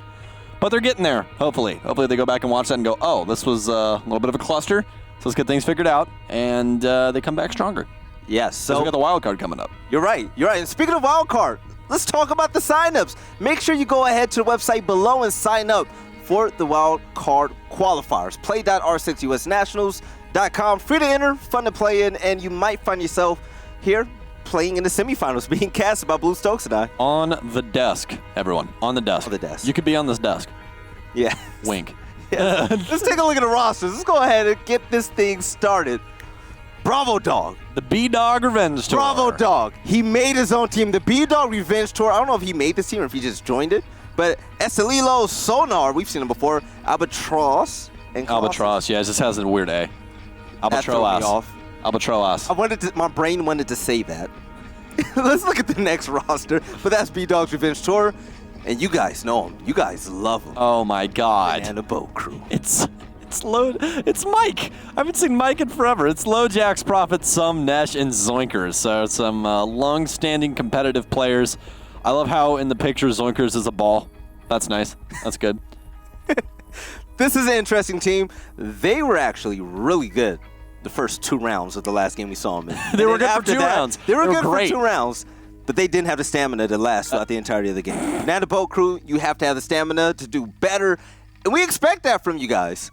They were exciting. Yeah. They come out the gate swinging, spawn peaks and everything. Hey, I mean, that's Banana Boat Crew, man. Like, they're good for 2 rounds. Yes. Let's take a look and see what map we're going to play on tonight. They're 2-round chumping it, man. That's what it is. All right. Where do you think this is going to go? Are we going back? Hopefully not back to Coastline. I just want variety tonight. Border? Clubhouse. What do you know? Name something more NA than NA. Second most chosen map on USN this month. Stop breaking stuff on the desk, Sam. So we're going to Clubhouse. I love this map, actually. I love the interaction. I love Cash and CCTV. To me, that's an exciting site to watch. I like Clubhouse because it challenges you to use your utility correctly, and if you don't use your utility correctly, you're immediately punished because basically everything has to be perfect with the utility game on offense as well as defense. It's a good utility dance. You know what I mean? Like, you really have to respect what the other team's trying to do and prevent it. Otherwise, well, for lack of a better term, you're screwed. What Stokes means is that on these sites, on this map, especially during CCTV and Cash, your utility use, whether you're Bandit, Kaid, or even Thatcher, you're going to have to be on point in that chess game to go ahead and break that wall down to get into CCTV. Yeah. So that's it. Hopefully Bravo Dog can Maverick trick better than Cry Magic can. Bravo Dog has the experience. Bravo Dog has the experience. Ever since he's been on USN, we haven't really seen a bad game coming in from him. For CL, when they were on the squad of Parallax game, where we saw them play Clubhouse, and there was a couple of things that really stood out, and that's why roster moves happened for Parallax, and we currently see Bravo and Cry not on a team. Cry, he did a couple really good runs with Maverick, but then he had a couple that were just blunders. And then, Bravo just wasn't helping the team out too much as well, or at least that's what they thought. Like, just overall, the game did not go very, very well. So that's why we saw those roster moves happen and why Bravo's off on his own now. So hopefully, either Maverick gets banned out and they remain 2 other hard breachers, or they have somebody that can properly run the torch, because that was really, really running them into a lot of issues with timing and everything else. It just was not good. With the sample size from what I've seen with Bravo Dog, he's pretty much been a solo player. He's not usually involved in the teamwork with the other team. We see him on dock running around, and he's a player that goes ahead and gets those spurts of 4 kills and whatnot. Hopefully, this team works out for him. It could, man. Again, Clubhouse is a map that it's a lot more utility-based than it is frag-heavy, which we're just coming from a map that means, everything leans on frags. If you're able to frag out, then, Coastline's going to work out for you. But Clubhouse is a very strat-oriented map where you have to respect utility use. You guys hear about what we think all day, but on Twitter, we put out a poll. Want to see what you thought. In this matchup, you guys think that Banana Boat Crew is going to slam Bravo Dog's Revenge Tour. All right, well, I respect it. I love it. Banana Boat Crew, they have a fan base. Hey, wouldn't you? They should get some merch made, man. I'll buy some. Banana Boat Crew merch? BBC, man. Definitely. I'd definitely buy it. Dude, you just make somehow make the suffix of B.B.C into a boat. Yes. That would be sick. Oh, that'd be fly. Oh man, I just gave you guys so much money. And have the boat slapping all the teams they beat. I'm trademarking that tomorrow. 100%. You guys. You can't trademark their team. Hey, they just got a stock X image or whatever. What the heck's that stock image? Is it just stock image? Is that what it is? I don't know. I can't remember. It's stock something. Yeah. The free photo place. Yeah. You have to pay for the photos, but they just have some really weird stuff. By the way, we're waiting for them to go ahead and get the lobby ready, so we're just we're just waiting on a couple people to get in the lobby chat. That's all we're doing. So we're just talking. And the boat crew, they're up and ready, but it's the other team we're waiting on. Yeah. They're always up and ready, man. Yeah. Always up and ready. I hope we see him in the finals. The chat went crazy for him last time we saw him playing. Oh God. We'll see. But Bravo Dog is a stranger. He's a veteran. You're all children.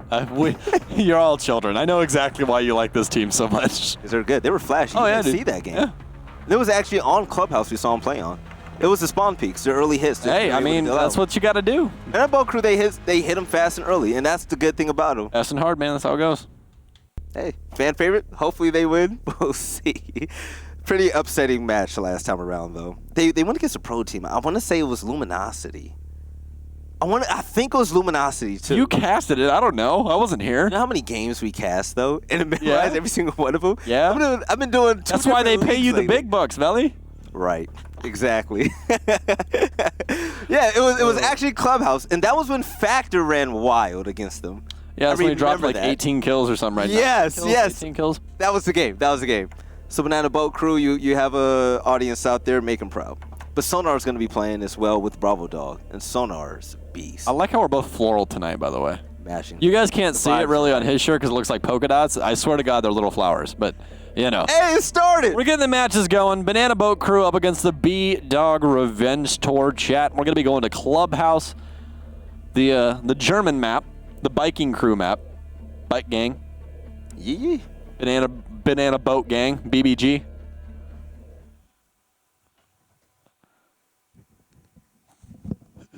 Are you trying not to laugh right now?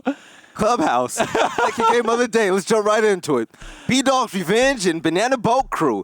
In the operator band phase, let's see who they're going to knock out on attack for both sides. First one is going to be Maverick. And hey, don't have to worry about it if you get rid of it. There we go. Yeah, Maverick is the most annoying attacker on this map because of the fact that you can't counter him. Exactly. Well, I mean, you can shoot him. But he could get into CCTV and other sites. The counter to everyone is just kill them, forehead. Just kill him. That's it. Capital being banned, and why Capital? Because of his boats, not just the smoke, but the fire that comes from it. Why you ban my cousin? Low, no. Stop. All right. Even though he looks like my uncle, Capital has been banned, and rightfully so, ever since his buff. Your uncle's got an eye patch? No. Yeah, he was a pirate. The crowd control that he's able to offer from it, vital.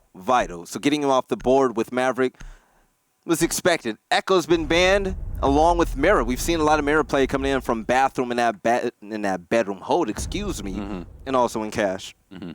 I think overall this is pretty routine for this map.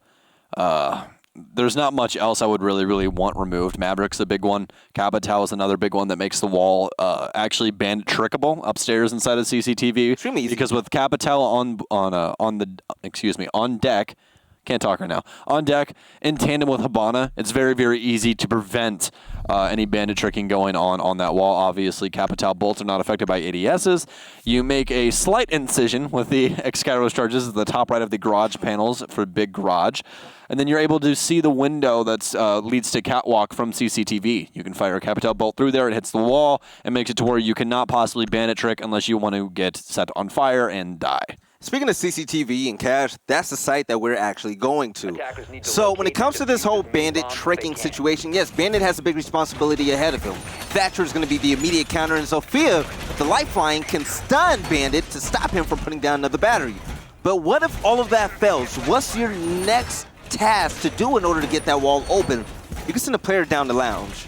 And with him being right underneath, and one of them could possibly be Buck. Utilizing skeleton keys to shoot up through the soft destruction, he can manually shoot out the batteries, which will allow Thermite to open up that wall. But Habana will be in play because you see the reinforcement happening on the bottom part of Garage. Bringing 2 hard breachers is vital on this map especially. So opening up bottom Garage, making that push to clear out rafters, along with opening up that CCTV wall is what they need. Below Jax is Valkyrie. 2 black eyes. Currently, yeah, make it 1 now. Let's see where she's going to plant those cameras. Well, she's going to go ahead and put those on the stairs. As Q will be rotating downstairs to Moto. I'm just trying to mess with Valley chat. That's all I'm doing. But it's fine. Some good placements here. Going to keep 1 on his person. Could possibly use that later to gain some more information, or use it as a makeshift, you know, object just to throw if he's going to go for a peek or something like that. We've seen that a couple of times where they'll just keep 1 bit of utility on them just in case, you know, break in case of emergency, things along those lines. I have Bravo Dog upstairs waiting for. Well, actually, at this point, it doesn't really make any sense for him to be here. They are going to have a mute jammer more than likely on the other side of this wall. No, it's going to get eaten up by something. I don't exactly know what. He's going to switch over to the concussions to see if anybody's on the other side, or actually he's going to try and concuss the Bandit here. That's exactly what's going to happen. Is it's going to be 2. Thermite charge down. Some obviously can't pull out utility unless he already has it out. So good use there from Bravo Dog for the concussions from Zofia. Completely forgot about that for a second. I haven't seen that in a little while since I haven't been casting as much. But now it's going to be all up to Banana Boat Crew to try and lock down this site. They still have garage control, so this is still very, very dangerous for B-Dog and the rest of the squad to try and get control of CCTV. Has impact still inside of that lifeline as well, so going to destroy the cameras. Peeks out, not well aware though that Sonar is going to be repelled on the side of the balcony. And the solo holding Garage is going to be Maestro, and Netch putting out a few gunshots. He's not going to connect, and that player is going to jump down from that balcony. But Zoinkers on the flank. He shot out a few Habana pellets. That was vital to the fact that Habana was trying to open things up from construction to get another line of sight to go into cash. Sonar on fire currently getting his double. Did they just not recognize out that he's still on rappel here? That's a pretty common angle being held on the side of the balcony. Zoinkers actually might follow the same thing and be motions up towards the top of cash door. Oh, he's going to actually rappel off the side. No, it's going to be Bravo Dog this time. They're just all feeding themselves to the wolves on this balcony right now, and this is just not very, very good. We are going to have a Nitro Cell placed down low from Low Jack, so doesn't have any more of his black eye cams inside of sight to be able to help him out, though. He does still have 1 on his person, so he could possibly place it or just wait for an evil eye call. Yes, they do have Nesh still playing inside of Garage, so they could just wait for the comms from him, as he is going to grab an angle towards the CCTV window.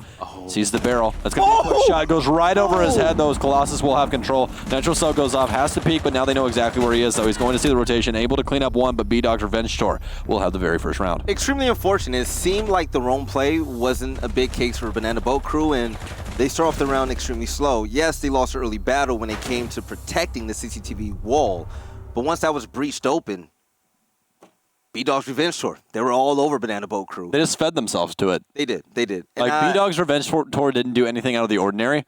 People just literally walked at the breach inside of CCTV. Yeah. And that's not something that you're supposed to do. Not at all. And also, that other hold where he missed a headshot, was that Maestro? Yeah, that was Maestro, where he missed a headshot at the back window over near CCTV. That was unacceptable, to be quite honest. You have to get that kill. You have to secure that kill. But, you know what? Mulligan, as Parker would say, we're going back to CCTV and Cash Room to see if Banana Boat Crew can defend it better this time than last time. But Kite is going to be in play this time around, and he's going straight to the bottom of Garage. I'm guessing they'll pretty much put up the reinforcements, as Nesh is going to hold it down in Rafters. And Nesh really wasn't pressured at all last game, so hopefully he can help out with a little bit of pre-fire and gunplay whenever CCTV wall opens up.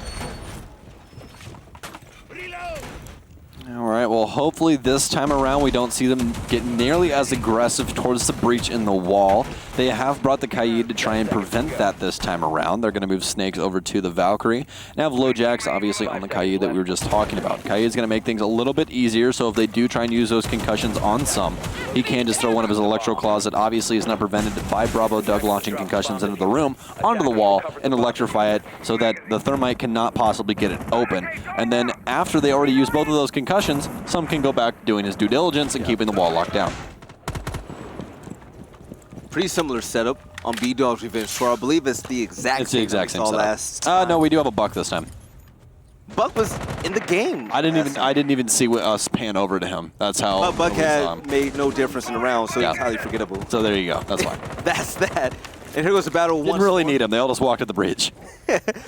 So Colossus, Bravo Dog, Sonar, all three of these players are going to work together to open up this wall, and it's going to require a lot of teamwork. Player on top of Cash Stairs, he's not going to help out Bandit, but a roamer down low. That's Kaid. Yeah. He's playing it from underneath, very, very intelligent.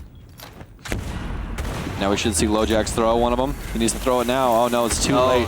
It's too late, Lo. You got to throw that thing immediately. They actually double EMP. They recognized out that LoJax was in play. So very smart utility use there from Sonar. Quick identification that, hey, they're going to try and prevent this wall. Double EMP it. It'll knock the Electro Claw off, even if there is one there. Because just because it hasn't been activated doesn't mean that it's still not an electronic device, which it is.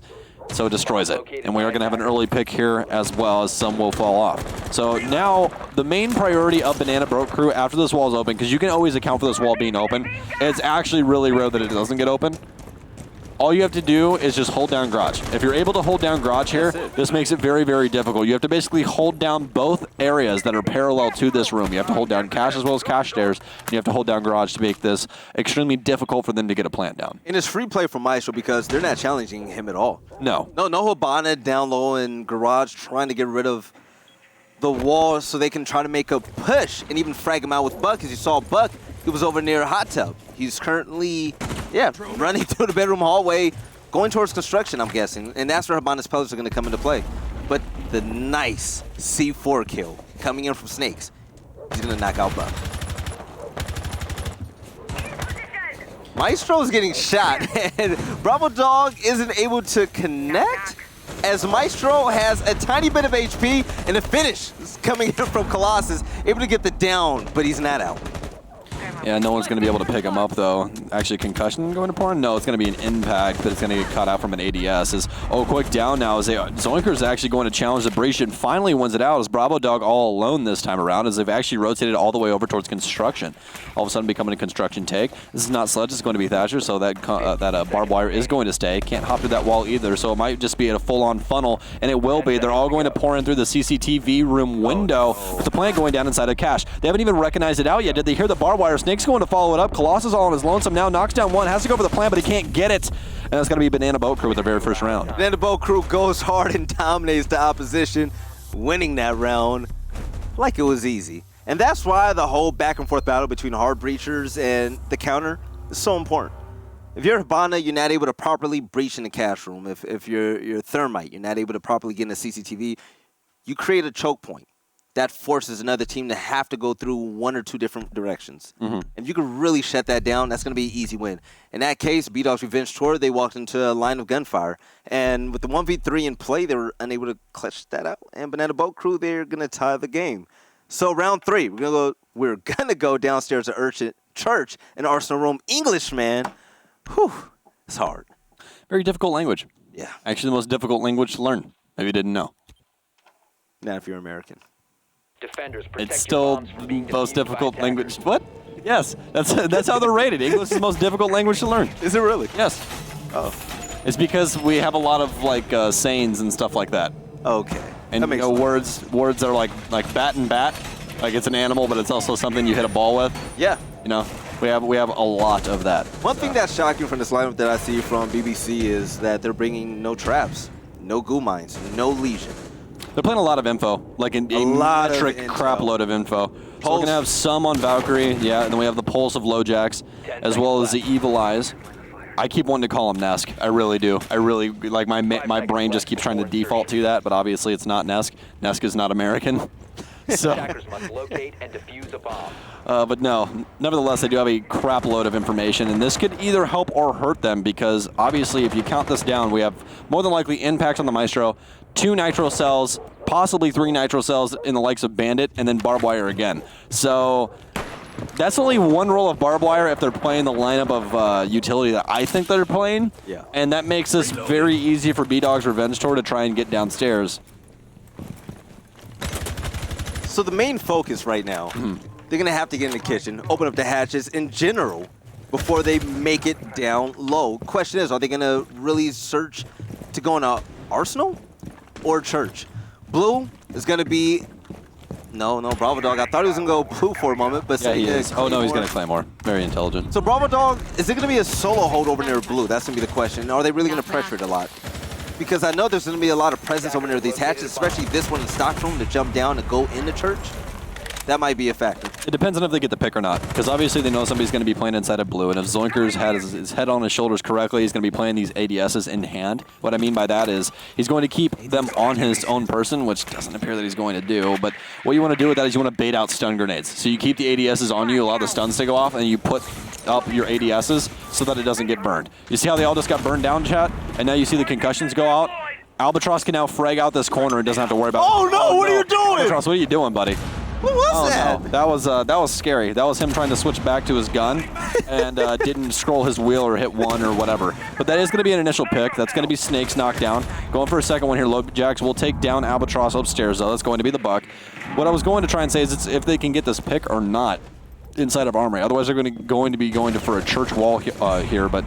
Actually, it appears that Lojax is just running amok of things downstairs. Yeah, Lojax is running wild, and no one's able to take him out just yet. 2 players down for B-Dog's Revenge Tour. This is going to be their chance to come back. Oh, is able to see a foot, but Sonar isn't going to be able to finish the kill. So EMP currently in use, and this is going to be a good chance for Colossus to open up a line of sight to go into Church. Yes, there's going to be a player to the right of that.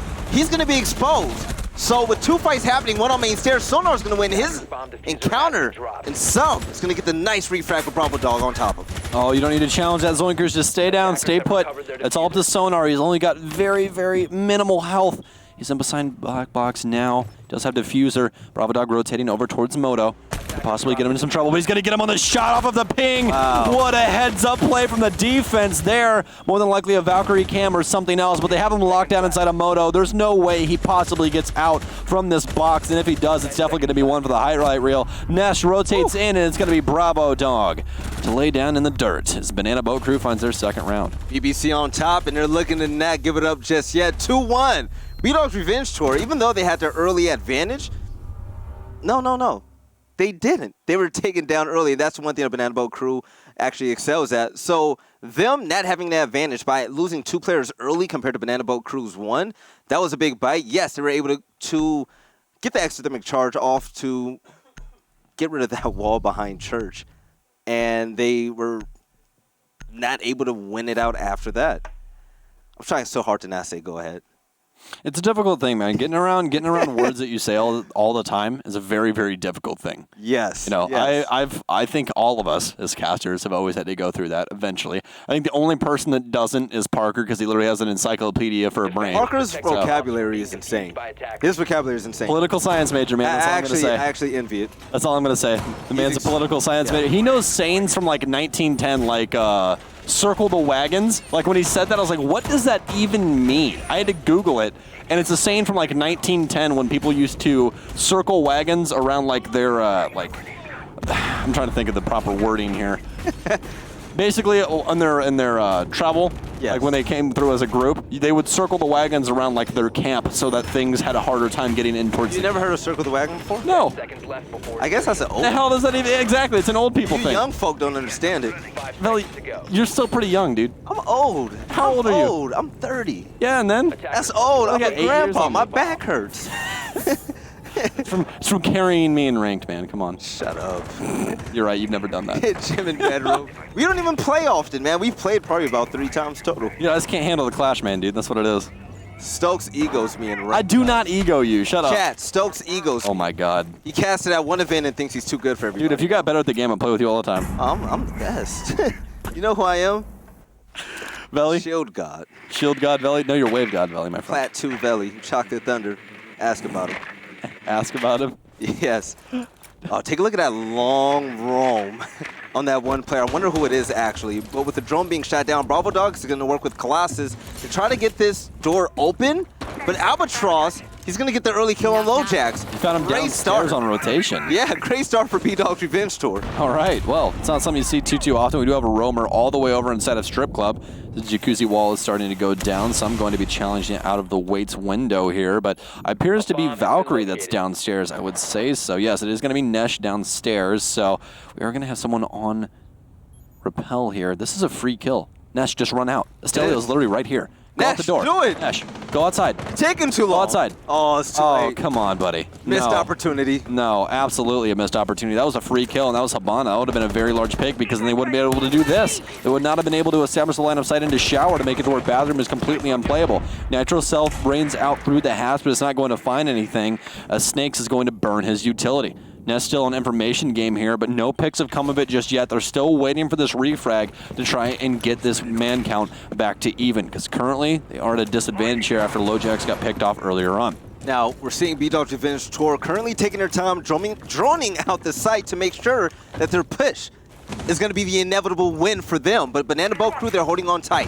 A lot of intel still left on the side. And okay. Sonar! Oh my God, Where what did a that come shot! from? He just 180'd that Valkyrie. A quick shot going to come in. He can't make a decision, though. Snakes, you have to be more decisive, my friend. They are going to have quite a few people down, though, now. Zoinkers, shoot through the wall, Zoinkers. He gets one. He needs to find the second one inside of Secret. He can't find it, though. Plenty of damage done to him now. Everyone's down to about one shot, all except for Bravo Dog. As he tries to get the rotation in. It's going to be Bravo. They're cleaning it up, though, as B-Dog's Revenge Tour once again find their mark on offense. Snakes, open your eyes when you shoot from now on. He just couldn't make a decision on who to kill first. No, he made a decision. He ADS'd in, and he had 100% hit rate on the wall and 0 on the guy in front of him. Well, he had 100% hit weight on like the weight thing, on like the bench press. Oh, that was a 2K waiting to happen, man. Yeah, just a little bit too indecisive on who he wanted to kill first. Oh, Snakes. Almost won it for his team. But I now, mean, completely honest, you know, Nesh is the one who really could have won it for their team. no, He just seriously. needed to run out. Where did Sonar come from to get that kill? Where did on offense? You're talking about last the buck? round. Oh no! Sonar 180'd the Valkyrie outside. He was looking into Wade's window. He heard the gunshots from the MPX, and he 180'd and shot Nesh in his face. Jesus. Yeah, he good nighted him. That was not a. Yeah, Good night. that man took a NyQuil real quick. That's what it was. You see what Marcy does? Whenever someone drops a donut, Marcy highlights them on purpose. So he wants the chat to know. Estelilo. His name is currently Owen until he gets a kill. Oh, Marcy, that's so mean, man. Come on. Coming in around 5. We're looking at a tied game. Back and forth. Emotions are everywhere so far. And Why you gotta do him like that, Marcy? Come on. He did it again. Oh. Before insertion. That's just rude. That's not on us. I'm just saying. No, we just have to call out what we see. Yeah, he highlighted it. That draws my eyes to it. I blame Marcio for whenever I talk about somebody having a donut. Tied underneath as well. Pretty much a similar situation that we've seen the last time Banana Boat Crew chose this site on defense. Maestro, if everything goes the same way we've seen, the last 2 times we've seen the site, Maestro is going to have no pressure at all. So hopefully his Evil Eye placement can help his team out when it comes to holding off CCTV whenever that push inevitably comes. But we'll see. Time will tell. It's 2 minutes and 30 seconds. They're on the board. The round just started, and they're ready to shoot down any type of drones. But Bravo Dog is not having it. Lifeline currently in play, and this is going to offer a little bit of stun, but it's not going to go off. Why? Jaeger's in play. Yep, ADS is going to steal those lifelines away. They are going to break down the wooden barricade as well here as the first thermite charge will be going down. Same song, same dance. Will they be able to win it out this time, though? They need those exothermic charges to go down earlier on here. Can some possibly do it? No, the concussions are going to come through. Needed more ADSs dedicated there. They're going to get the wall open, and now some is stuck between a rock and a hard place. He could possibly get a frag here, though. He can. No rotations coming out just yet. Colossus on Repel, though. This is a very dangerous angle to peek. If he does it improperly, it's definitely going to spell his demise. As for the rest of the team now, though, they are just lying in the weights in the opposite ends of this room. We have a couple people poised inside of Cash, as well as one inside of Garage, still holding things down. He hasn't been drawn out just yet, though. But again, there's going to be a free kill. No, Bravo to go down. Some very creative there, very aggressive as well. But he's going to win it out nevertheless. And that's a huge pick, as Bravo's been performing so well throughout this match so far. Such a risky swing, and it paid off well. Zofia. Out the game already, a strong gun and great utility, amazing operator that Banana Boat Crew will no longer have to worry about. But Abana working this angle, getting rid of this hatch, and the defense, they're going to be put on notice that she's going to go ahead and make a rotation. So now, all quiet, less than 60 seconds left to go, and construction is currently being taken over by B-Dog's Revenge Tour. Shot coming through now as Nesh will falter off. Frag grenades being dedicated from B-Dog's Revenge Tour, but not going to meet their mark. We're all of a sudden at equal man count with 40 seconds left, but the entire site is still owned by the BBC. Holding a long angle now, though, but Estelios ready for it as Zoinkers will falter off. Sonar with a quick impact. Actually, no, it's going to be Lojacks, but Sonar with a kill upstairs. Nitro Cell, rest of utility being dedicated downstairs as the entire site has been taken over. Diffuser will now falter as well as Sonar goes for the triple and possibly the quad, and it will hit its mark. B-Dog's Revenge Tour, and specifically Sonar, performing extremely well in that last round. Yeah, BBC's defense went extremely soft thanks to Sonar. The way he was able to run in and dominate. You just found him on rotation every single time, man, and that's just the beauty of playing an ACOG properly. Just waiting for those rotations to come in, you can win a lot of those gunfights. Estelio finally finding a kill as well, so no longer a donut, so Marcio doesn't have to pick on him. So, one more round before halftime. We're going right back down to the bottom of Arsenal Room and Church. Take a look at the lineups once more. No traps at all. And you know what? So yeah, playing in lounge wasn't bad for Kaid, but Kaid was useless every single time they played that site down there. And Sonar catching them on the rotation, going up Cash stairs, he capitalized on the mistakes that BBC had. That's pretty rough. But still, despite that, B-Dog's Revenge Tour, they're only up by one round. So Banana Boat Crew, they're now back by a lot of points. Sonar on top with 9 kills. And everyone has a kill now. So Marcio can't make fun of anybody. Shout out to Esalilo.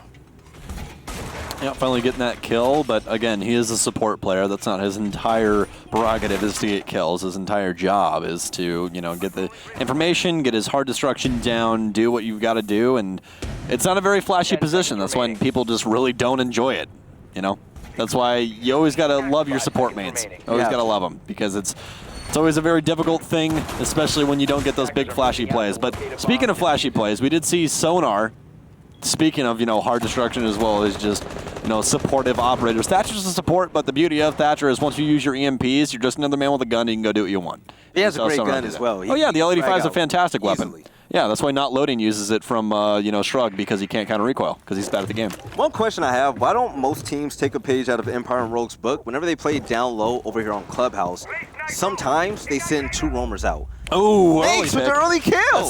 That's such a big pick as well, because Albatross got that early frag last time. All right, so as I was saying, sometimes we see teams send 2 roamers up top to slow down the attackers. And if roamers can either waste a lot of time or even pick up a kill or 2, that's a complete win in everyone's book on the winning side. So this time around, we're seeing nothing but a hard defensive anchor strat. All players going to be down low. Electro shuffle. Yeah. Gonna get one? Oh no, he threw it at it! Oh no! Yes. Lojacks! Lojacks, what are you doing? Oh no, my friend, no! That's not how you handle that situation. You can't throw them at the exact same point. Gotta burn both of them at the exact same time. So Moto's now open. Looks like it's going to be a church take here for B-Dog's Revenge Tour this time around, which, again, that's what we thought it was going to be last time because of the utility lineup, and it's definitely showing face this time. They don't have any soft destruction all except for Bravo Dog, so this is making a lot more sense as opposed to what they were trying to do last time with the buck inside of Kitchen. But we are still going to have Bravo Dog try and pressure Blue. These ADSs more than likely still going to be behind the AC unit downstairs inside of Blue. EMPs now pouring into the hallway of Moto Hall to try and get this wall open, making it to where they can actually put hard destruction on it and isn't going to get challenged. Bravo Dog's now going to lose one of his drones as he's still trying to pressure down Blue, but it looks to be that Banana Boat Crew is aware. Now, the thing about Bravo Dog, he has no more drones in play, but Valkyrie is going to be at the end of that blue hallway. Valkyrie, still, I believe, has a camera that knows exactly what Bravo Dog's doing, but the challenge is going to be there, and Bravo Dog wants to put things in his own hands. Sonar is going to continue off of that hot round he had last time around, taking Nesh out the game. But Bravo Dog still further with danger, and he finally gets that Attackers have located a bomb. Well, we are going to have some pressure going down behind Black Box now, though. It's very weird how Stelio was using those, but it's going to be quick shots from B-Dog's Revenge Tour. 2 quick pickups and another round, making the split 4-2. But I was going to say, it was very weird how Stelio put those X-Kairos down on the wall, but it completely makes sense now. They were going for a Black Box plant. They didn't want another rotation in that was closer to this, wanted vision on the actual diffuser. So pretty heads-up usage of their hard destruction there, but overall, I would say it's a very, very good comeback from B-Dog's Revenge Tour there in round 6, where they had that early pick happen, but they were still able to get down their utility usage that they need to do to force a plant, as well as get a few picks in the process. And, you know, usually you always see fights when they're face up. You know, both players looking at each other shooting. Sonar has gotten a plethora of kills by being sneaky. Verticality from the last round that we saw up top, and then before that, killing players on a rotation. Sonar just has amazing game sense, and he seems to have a nose to know every time someone's going to be passing in a particular area. So Sonar, he's been on point. Let's see if they can continue this on defense. So now Banana Boat Crew, they're going to be on attack, and hopefully, they can rack up some more kills before B-Dog's Revenge Tour. They take this all the way. And this is how the rounds have been won. It's been all by complete deaths. No objective wins. Well, Sonar has definitely been having a showing so far. 10-1-4. Doesn't need anybody's help to get these kills, and he's definitely not helping anybody else out. He's more like LeBron James than anything. He's just going to ball hog it, get some frags. But hey, it's working out. They're 4-2 split right now, and that's all you really want from someone that's been playing Thatcher for the most, for the better half of the first round, or for the first set, excuse me. Winning 4 rounds on attack as well. Whew. That's rough. Yeah. Oh, absolutely. Especially on this map in particular, which we all know is defensive sided. It's one of the most defensive sided maps in the entire meta currently. But as we know, in between teams, it really does have a mix-up, and Banana Boat Crew just did not have a very good defensive setup. They overpeaked a lot. They didn't really lean on utility. They would try to go for more of the lead avenue, which, hey, we're just trying to use guns, and it didn't work out for them. And even when it came to the counters, we saw Maestro pretty much useless throughout the entirety of rounds. Same with Kaid, and you know, the operators didn't put in a lot of work to change the game to help their team win, kind of like what we saw with Lion with the first matchup of the day. And if it's not working, you're going to want to have to change that up and eventually bring out another operator that can help you with your cause for whatever the strategy is. But I believe he's going to work his way over to Kitchen, which makes sense because he's bugged. Utilizing skeleton keys to look all the way down towards a bomb site, he can either get a kill, open the floor up, throw down a frag grenade to try to get a kill that way. But ultimately, the main plan is to help Habana open up the hatch so they can drop down and to help them access the site way easier than going down many stairs. All shots coming down through the floor now, though, and it's actually, we're coming up through the floor, excuse me, as Sum's going to take quite a bit of damage, and he's actually going to be down around that 25 health margin area now, and that's only 1 bullet from any weapon, and all of a sudden he's dead. And then it was actually Bravo Dog from down below with that M590. Such a powerful shotgun in the proper hands, and Bravo's definitely making them his own right now. We are going to see the Electro Shuffle once again on the hatch, which means as the radius continues to go out for the Electro Claw to turn on, you throw another one in tandem to make it to where they go off at separate moments in time. We're going to have a Nitro Cell immediately come out, though. Is it going to find anything? No, it will not. It will fall on deaf ears. Not even any damage done to the offense. It looks like LoJax took very, very little. But it's going to be Zoinkers to finally open the door here in round 7 between these two teams. Zoinkers doing what he can to go ahead and get rid of the ADSs. So burning a few stun grenades, it's going to open things up to make pushing blue that much easier. But Abana, she's going to do her job, and I wonder if there are any more EMPs on the board, because if they can, that wall that was currently pinged, Abana can use her pellets to open up a line of sight behind that bar. But a frag grenade is going to come in and knock Sonar out the match. So, 35 seconds left to go, and the C4 is not going to connect. Bravo Dog trying to make something happen, and the wall bang is going to be way off the mark and not going to attack him. That's Delilo! What a nice swing coming in from him. dancing between those bowls as well. Looked like the Matrix there for just a second. Bravo knows somebody's on the other end of this hallway. Already had good Nitro Cell use, but not going to be able to catch out Habana. Refrag's coming in now, though, as all of a sudden it's all left up to Estelio after we already saw him get a pretty creative kill inside of Blue. Has one to worry about, but peeks directly into the line of sight of Sum, and Sum's going to definitely let him know it. Banana Boat Crew, they always come back. And now, they're only down 1 round against the B-Dogs Revenge Tour. So is everyone going to adopt the England Revenge Tour? Who started it? Was it England? Yeah, the England Revenge Tour was the one that really, kicked things off for Revenge Tours inside of the competitive scene of Rainbow Six. So now everyone has a Revenge Tour? Yeah, I guess so. All right, what are you going to say? I mean, whatever. But isn't it an album? Something Revenge Tour? That sounds familiar. Are we lacking? Maybe. We might be caught. We want to just. I think that is an album. Yes. All right. Anyways, chat's probably mad. Let's move on. Yeah. Akatsuki. Anyways, no. What I was gonna say though about that Nitro Cell that we were talking about in that last round, the reason he threw the Nitro Cell was to prevent the Habanas. It wasn't necessarily to get a kill. He was trying to stop the utility from going off on the wall because the Electro Claw got thrown into the wrong area. Because they were trying to set them up on the black box panel. Huh? You talking about the kitchen hatch? No, I'm talking about the Nitro Cell that they threw into the hallway. Oh, okay. Yeah, okay. Yeah. He was trying to knock off the X-Kairos pellets that were on the close right panel instead of the ones that were covered up by the X-Kairos. That's why the other two play is just so important. It is. So important. You can't waste them. He guessed wrong. It was really right. I still can't believe Estelio lived after he challenged Blue. That was insane. I didn't expect it. Estelio has. The guy that was playing the stock hatch definitely got caught sleeping, 100%. So, with this going back downstairs, we all know how they're going to attack it. They know how they're going to attack it, but it's going to be up to B-Dog's Revenge Tour to hold it down. Some, once again on Buck, utilizing the frag grenades and also skeleton keys. He's the important piece in the puzzle to go ahead and dominate the whole kitchen area. But one thing that we've seen recently, especially I remember here on USM when Rise Nation played, when they were defending kitchen, they had a few pre-placed Nitro Cells on the roof above them. So whenever Buck came along with the skeleton keys, Buck trying to open things up, the Nitro Cells went off one by one and they got 2 kills. You're laughing at the Buck. I don't know whether to be proud or disappointed. I don't know. Ooh, I like the setup here on Blue Stairs, kind of mirroring what happens on Bank. Zonker's going to be coming in from above as well. Does have a Nitro Cell. That's going to be a waste, though, Bravo. You didn't hear him hop in the window. Didn't need to dedicate that just yet. He's immediately going to turn tail and run instead of actually holding down Blue. I really would have liked it if he actually would have stayed here. I know that they're obviously going to open up the hatch, but this area actually kind of mirrors what happens inside of Blue Stairs on Bank if you really think about it. You have the staircase there. Granted, this one has a window to the left-hand side, but you're still just trying to hold down one door here. Right. All you have to do is worry about that hatch from down low. And if you play somebody down low, you could waste a lot of time. You're more than likely going to die in the process, but hey, you also die on Bank there as well. So the more time that you can possibly waste, the better. Yeah, the only difference is there's more variables when it comes to attacking Blue Stairs on this site.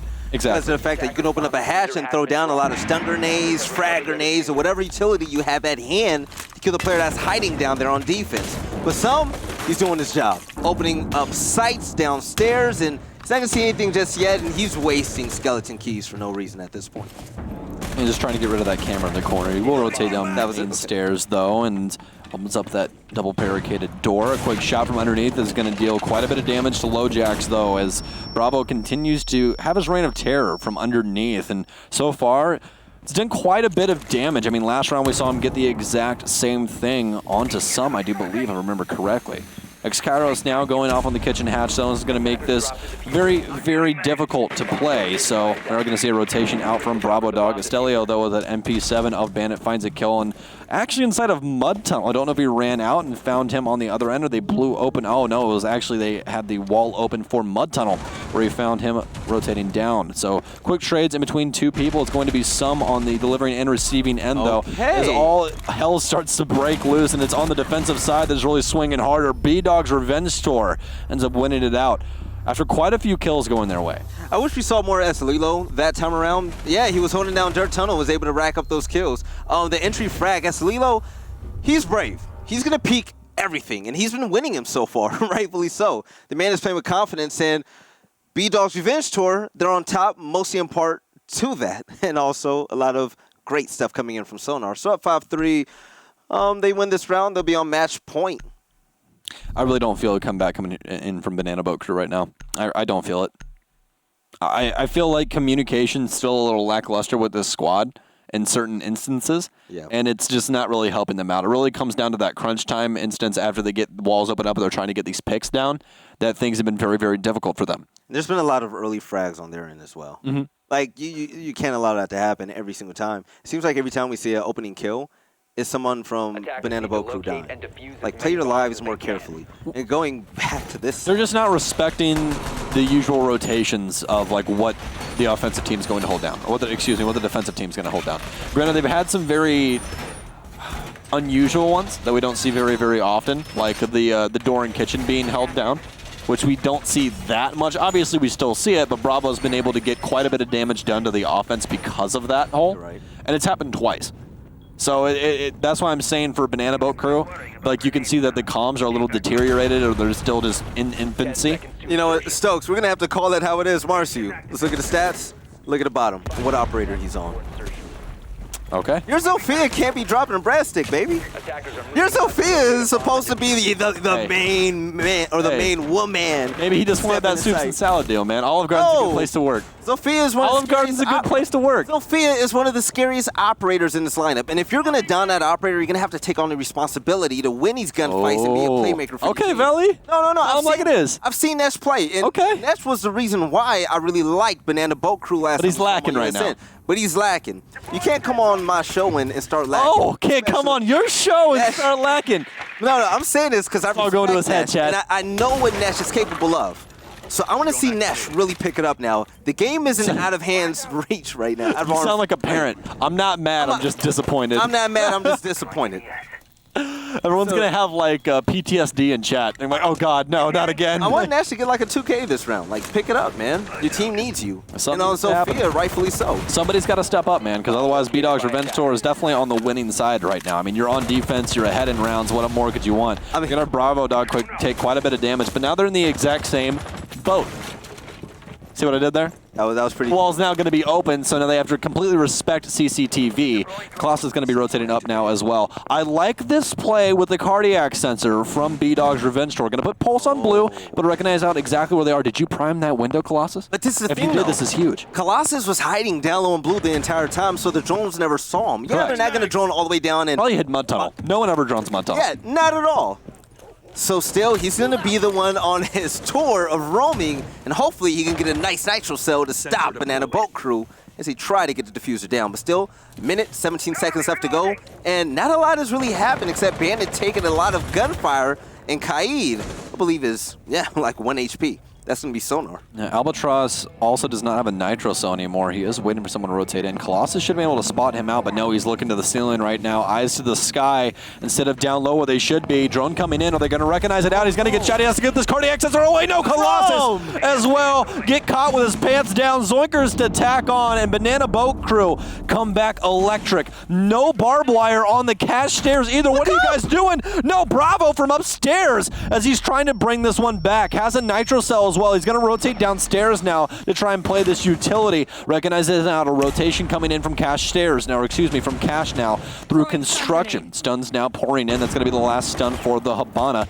as they do have garage control. This diffuser can now go down now as Sonar is still playing it. He might hop the window. He's actually going to get down now though, as it's going to be a 1 versus, well, now 3. Wow. Zoinkers will falter off after that nitro cell explodes. Oh, he can do this! Finds yet another kill. Needs to find yet another, but no, it's going to be the ACOG angle as Banana Boat Crew ends up winning it out. Bravo Dog giving him just a little bit of a scare. Bravo Dog, almost en route to an ace. He was working on his quad. If anybody else actually gets a kill, that would help. Jeez. Bravo Dog, man. So close. Unable to clutch it out on cash stairs. So now 5-4 in the comeback. This is the comeback. You doubted them. You never doubt BBC. They're going to make this comeback, and hopefully we get a tied game. I want to see this go down to the wire. It has to. BBC strikes back, and they're down by 1 round. And we're going to take this site to CCTV and Cash Room once again. Some played that so well. He did. Some taken out. So what was happening? Valkyrie was shadowing Pulse. As Pulse was calling out players with the cardiac sensor. So with that duo, you have 2 nitro cells in hand. So much verticality was going to be applied until some came and shut it down. That was beautiful. You know, I told you guys I love good Pulse play. Yeah. I love Pulse as an operator. I think he's fantastic. He's amazing. I mean, you can see through walls. What is there not to love about Pulse? You know what I mean? But the thing is that you have to be very respectful of your surroundings, because that's what happens when you get caught with your pants down as Pulse. That's kind of Valkyrie's fault, though. No, it isn't. It isn't. You can... Veli, do I have to... Valkyrie, she's following him like a puppy. Yeah, well, guess what? He's calling out... Guess what? He's useful to Hold his on. team. She didn't even have a nitro cell, number one. Two, he can see through freaking walls, man. Yeah, and he's calling it out. You can see the buck. You can see him. Everyone was Just helping look. out their teammate, and Valkyrie's like... I know Pulse's range like the back of my hand. All he had to do was look down and look towards the door, and he knows that Sum is there. Well, if you're behind me and I'm looking up, I'm expecting you to look around me. You're supposed to have my back, Stokes, okay? I can't have your back and look upstairs at the same time. You know what? That's why I have my back, because I trust me. He was trusting his teammate, and look where I got him. Dead. So you're saying Pulse? EED. You're saying Pulse should have been an independent, strong man, and Pulse should have been aware of his surroundings, and he wasn't. He was just trusting Valkyrie. Valkyrie was not aware of the situation and got them both killed. So Stokes is saying that Pulse should have had a third eye to watch that flame. He does have a third eye. It's called a cardiac sensor. You can see through walls, man. I missed you. I missed you too. So Pulse once more down below, and I wonder if Valkyrie... See, look at how far that range is. Oh, he didn't... Oh, there we go. That's how you play Pulse. Sonar. That's how you play Pulse. That's it. Wait, what's going to be the move now? What's going to be the move? He can run out here. He can get information up top. He can run out this door. Marcy, stay on him. Stay on him. That's what I'm talking about. That's how you play Pulse, Sonar. There we go. Let's go, Sonar baby. gets the double Warm it kill. up. Warm it up. Oh, he's going to get more. That's why that man has the M45. And that might not be a good SMG, but that man can see through walls, man. Yeah, Snakes is going to challenge him now. So Snakes knows where he's at, and he starts to see the rotate. Albatross is going to have his back in. Oh, he saw the gunfire coming in from the window. So I wonder if the peek is going to be inevitable. A little bit of drone work coming in from the duo that were opposing Valkyrie and Pulse. But what's going to happen now? Zoinkers moving in from West Balcony. There's going to be a player in construction. Oh, the peek is not going to be able to connect. Estelilo shuts him down with a headshot as well. Sonar. Oh, my goodness. This man going absolutely nuclear right now. Incredible play. You have the BBC, but you also got the PPP, proper Pulse play, coming in from the B-Dog Revenge Tour. PPP. And yeah, the triple P, man. You got to respect the triple P. No, Lojax will find him. Headshot, and he's going to follow it up as well. That's going to be a double tandem. Falter off there for the Banana Boat crew, and all of a sudden this brings this one step closer to victory to tie things up. Silent on both fronts right now. We are underneath 30 seconds left in this particular round. 2v2, but with Jaeger still alive, Estelilo is going to utilize him to shut down Lojax. Nitrocell place, it's going to be off the mark, but in the 1v2, can BBC strike back? We see the gunplay coming in. There's a lot of pre-fires happening through the soft destruction in the wall, but with 5 seconds left to go, it's going to be too late to plant the diffuser. He's going to have to get all the kills, and yeah, they're playing for time. That's going to be it. B-Dog's Revenge are going to win round number 10, and now it's going to be match point. Put some respect. That was exciting. That was an exciting round. Put some respect on the triple P, please. That was the most exciting round I've seen all night so far, and it actually got me hyped. I'm ready now. Yeah, don't try and disrespect the triple P. I woke up. I'm ready. I'm ready. This man's out here trying to disrespect Pulse play. Oh, no, I'm not disrespecting him. I'm saying, no. You disrespected Pulse by saying that he should have eyes He did it wrong. everywhere. He should. Valkyrie should have had his back. That was the argument. Why are you going to stare at the same part of the ceiling for 10 seconds when you know no one's there, Valley? Valkyrie was useless. All right, so what about Val? What should she? She should have had ears. Don't ask me. You know I'll tell them like it is. Hey, it's both of their fault. It's both of their fault. Can we agree to that? 100%. There we go. One of them needs to get ears and the other one needs to get eyes. Basically. So, Banana Boat crew, what they got to do, Stokes, they got to be perfect. 2 straight. Can't afford to lose this round. Did they do it? Even though they're at home, they're going to go home from this bracket. No, they're going to go to the couch. That's where they're going. They're standing up from the battle station. They're going to go over and sit down on the couch, and they're going to watch this last game. It would be nice if BBC took B-Dog's Revenge Tour by surprise. Took the if BBC took the BRT, excuse me, BLT, That's such a long team name. It makes things difficult. TBRT. Hey, now that sounds like a Kanye West album. So going down low, and the stage is set. Seconds left before B-Dog's Revenge Tour. You win this round, you move on to the finals. Can you do it? Nice little vacuum cam. Currently set. I wonder who's going to watch blue. I'm guessing it's going to be Jaeger and Albatross. I'm guessing he was going for the spawn peak, but he saw a drone, so he changed his mind. No Val cam is going to go out, and no gunplay is going to happen. Ooh, but the early peek and some is going to take a significant amount of damage. Currently under 50 health now. They're feeling themselves on Banana Boat Crew right now. Oh, excuse me, they're feeling themselves on B-Dog's Revenge Tour right now. They're definitely feeling themselves. They already switched off of the pulse as well and gave Sonar a more powerful weapon. Gave him the 416C of Jaegers. So, doesn't have the cardiac sensor, anymore, but if he did, it would be very, very, very busted. If it was Jaeger with a 416C cardiac sensor, that would be an operator that I would love to play, and I would never play anything else. But let's not do that, because that would be so very broken. It would be insane. Look at this stack in the blue right now. I have never seen this. They're going harder. There's all of them. They're all in blue, watching this hatch. But no one's there above them. I mean, so what's happening? They showed aggression earlier on, and Banana Boat Crew respected that. They backed off, and now they're droning everything. So there hasn't been too much time wasted. We're just about halfway through the rounds. All the drones are now coming through. Estelio is going to get a mark. It's going to be upstairs. 2 nitro cells. Oh my God! No, one of you needed to blow what it is earlier. happening? They threw the nitro cells at the same time. Not the proper call on defense. You guys need to have a little bit better comms than that instead of dedicating 2 pieces of utility at the same time and destroying the other one in tandem and not even getting the kill.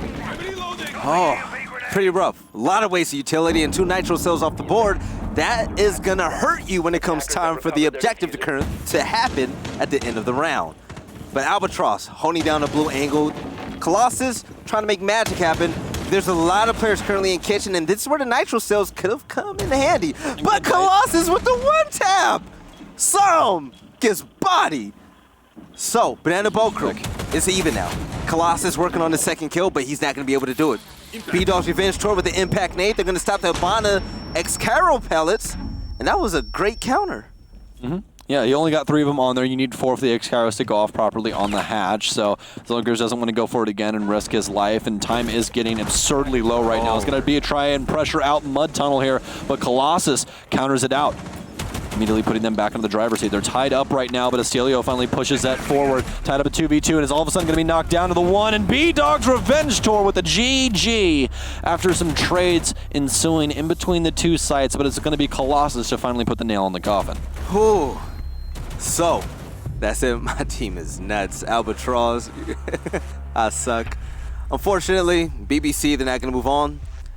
And B-Dog's Revenge Tour. You're a big fan, and they're going to move over to the finals. I'm not a fan. I mean, the memes are funny and all, but you cannot say that they don't show big play potential in and out of rounds. Yeah. Unless you want to include Nash. Yeah, Nash. I'm sorry. I'm just Nash, you was slacking, brother. Yeah. Apparently, especially with what he brought to the table last time, just expect a little bit more out of Nash. But it happens, man. You have bad games. Yeah, definitely agree. So, current takeaway so far. What popped out to you most this game? Just B-Dog's Revenge Tour in general, man. They definitely had their offenses set in stone for Clubhouse, which is a very difficult thing to do, and it also helps out that Banana Boat Crew really just didn't have themselves very well put together for this map, it seemed, on defense. Especially with the amount of blunders some had on defense. It's just very lackluster play. And a 4-2 split is not something that is, unaccustomed to this map, but it's usually trending towards the defensive side. This time I went to the offensive. Then B-Dog just had a very, very good defensive half as well, which punished Banana Boat Crew just all over. They really could not find their mark. The biggest thing to me is the selection of the operators. So every time Maestro is in garage for Banana Boat Crew, B-Dog's Revenge Tour left him alone. They left him alone and said, okay, if you want to get the kills, work your way from rafters and try to get in this long angled shot towards the CCTV wall. And they dared him to do it every single time. As you see, he was basically almost the last person alive unless he was picked off early. You know, pick better operators, bring more traps, try to catch them with their pants down if you can. But BBC were unable to do it. B-Dog's Revenge Tour, I really loved them on defense as well. They played hard for counters. Whenever it came to hard breaching these hatches, they were all there. We saw them always lining up with impacts, C4s. They were ready along the way every single second along the way. So, yeah, that's it for me. Hey, I mean, that's really all she wrote for that map. We had some very weird utility uses. Again, we had that kind of weird instance downstairs in bar where Buck got 2 kills, but there wasn't anything you look at and go, okay, like the only glaring issue I can possibly see is BBC's comms. They really need to just get that in tow, and once they do, then I think everything will be fine. There were so many missed opportunities as well. I really didn't like how Valkyrie and Pulse really ran the game whenever they were underneath below. Like when that happens, yes, someone's able to come in and take them out, but you cannot allow that to happen in multiple rounds. And that one round where Pulse just went nutty. That's how a Pulse should play, man. I'm telling you right now, Pulse is a scary His favorite operator, so he knows he's all a about scary operator in the right hands, man. I mean, you have all the information you could possibly want.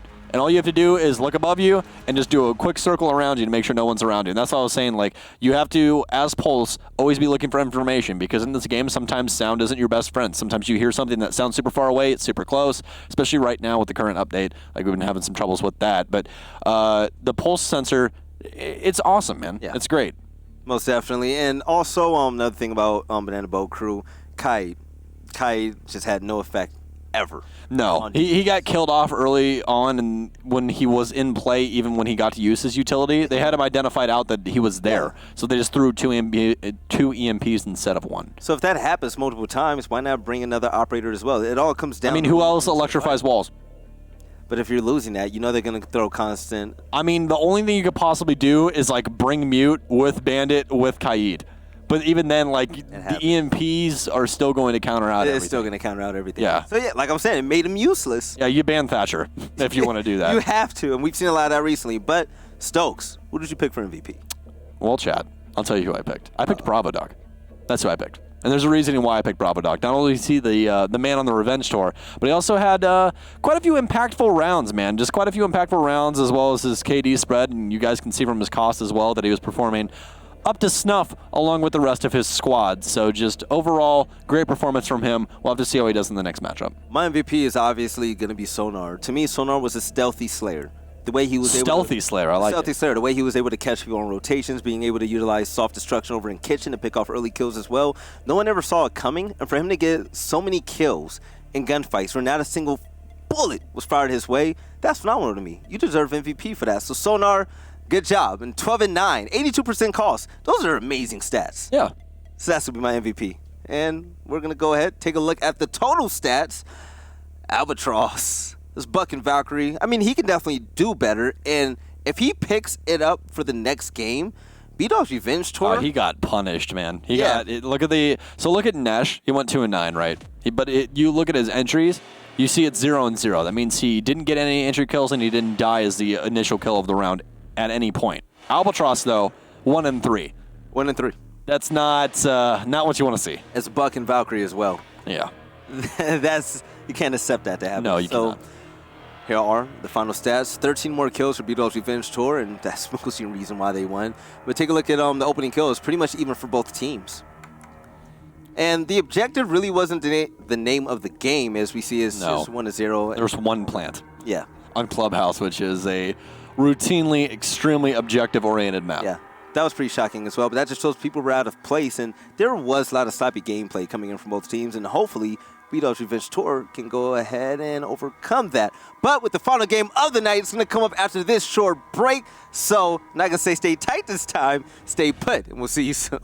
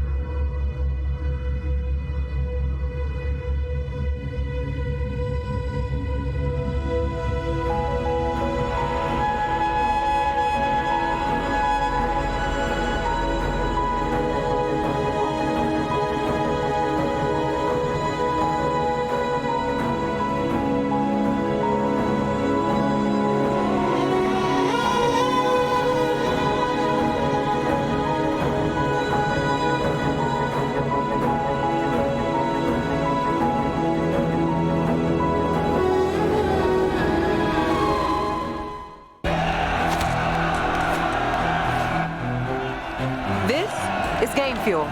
It's domination in a can.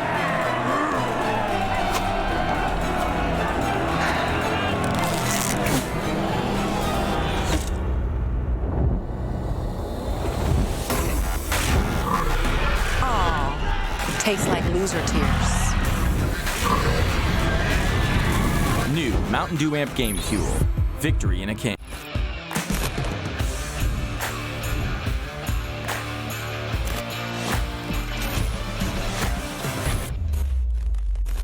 Ladies and gentlemen, we've seen 2 games played so far. Oh, preemptive there, bud. I was excited. I was so excited. We've seen 2 games played today, and now it's time for the finals. Stokes, from what you've seen so far, if you were a betting man, who would you put your dollar on? What was our first team again? I'm just kidding. I would probably say Ansra. Is who? Ansra. Am I saying that right? Asura? I'm trying to remember the name. Azara? Azara. Excuse me. I apologize. Look, guys, I just got off a plane yesterday. Okay, it's been a crazy. I thought you were speaking another language. No. I was trying to remember what the previous team's name was. I apologize. No, it's fine. Go ahead. No. We love you, Stokes. Yeah, but definitely be Azara. Azara Gaming. Yes. Azara? Yes. All right. So I just want to make sure I was saying that correctly. But no, I'd say Azara Gaming. 100%. Really? Yeah. Why them over what we've just seen from their comms just look better from a caster's perspective. Obviously, we can't hear their comms, but yeah, that's how I felt. You know what, B-Dog's Revenge Tour, they're an interesting team too because you have a lot of veteran players around like Bravo Dog and Sonar who know how to get those sneaky kills that their teams win the game. But let's go ahead and take a look at these teams. First off, it's gonna be, I threw that kind of early, Azara Gaming, I'm sorry Mr. Producer, Wolfie, No Post, you guys know JC, Boop, and also Pixelated, who is a phenomenal smoke by the way.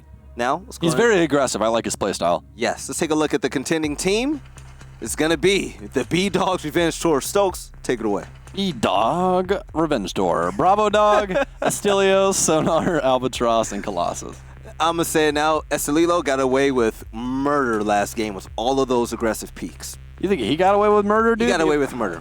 A lot of these players, I would say Blue, he got away with murder, 100%. 100%? Yeah, like when he challenged into Blue and just matrixed the bullets from the hatch. Yeah. That was insane. Should have never have happened. But hey, we got one more thing to talk about before we get in these games, chat. So let's get done with it, shall we? It's the Venmo Community Spotlight. You guys good at the game? You guys have a good time? Fantastic. Clip it, post it to YouTube, send us the link in the link will be seen here in a couple seconds, but you guys can win up to $500 for first place and $100 for second and third for a grand prize total of $700 per week. So make sure you guys are giving those to us. Use the hashtag Venmo Community Spotlight on Twitter to discuss it.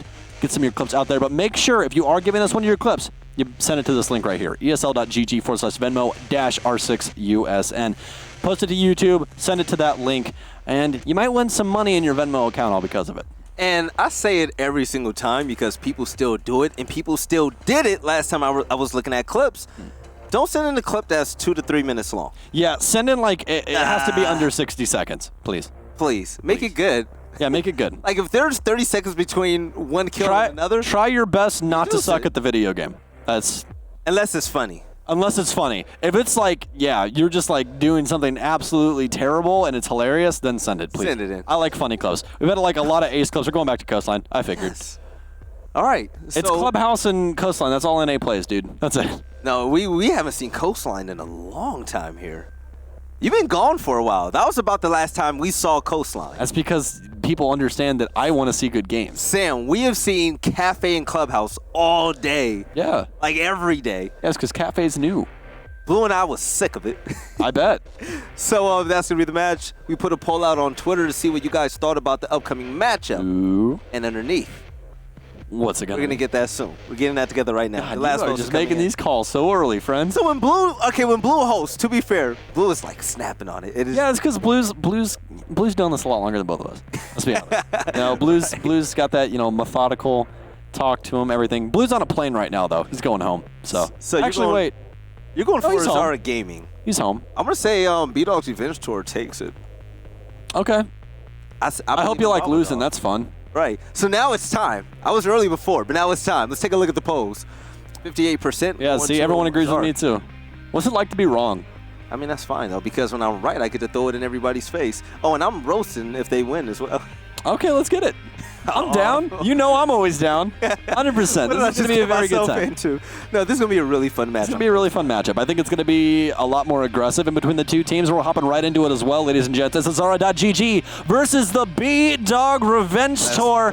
It's my first semifinal since I've been back, man. I'm excited. I'm very excited. Oh, this is your first final. Is this is it final now? This is the final game of the night. Yeah. No. Okay, I was going to say, They you're going to be really get entered into the yeah, the close qualifier. Yeah, the conference qualifier. Okay, cool. So I still have everything correct in my head. You were really confused. I was like, no? Like, this isn't the final thing. So, for those of you at home, yes, this part of the qualifier are best of ones. And all of the winners that we get from these finals, from the Western and Eastern Conference, we put them into their respective conference, and then they play a best of 3 to go ahead and move on to LAN. I just want to make sure the things is just way more competitive. But Jackal's going to be banned along with Buck. So Zara's going to ban Buck twice. Zara is based, they have a lot of Spanish players, don't they?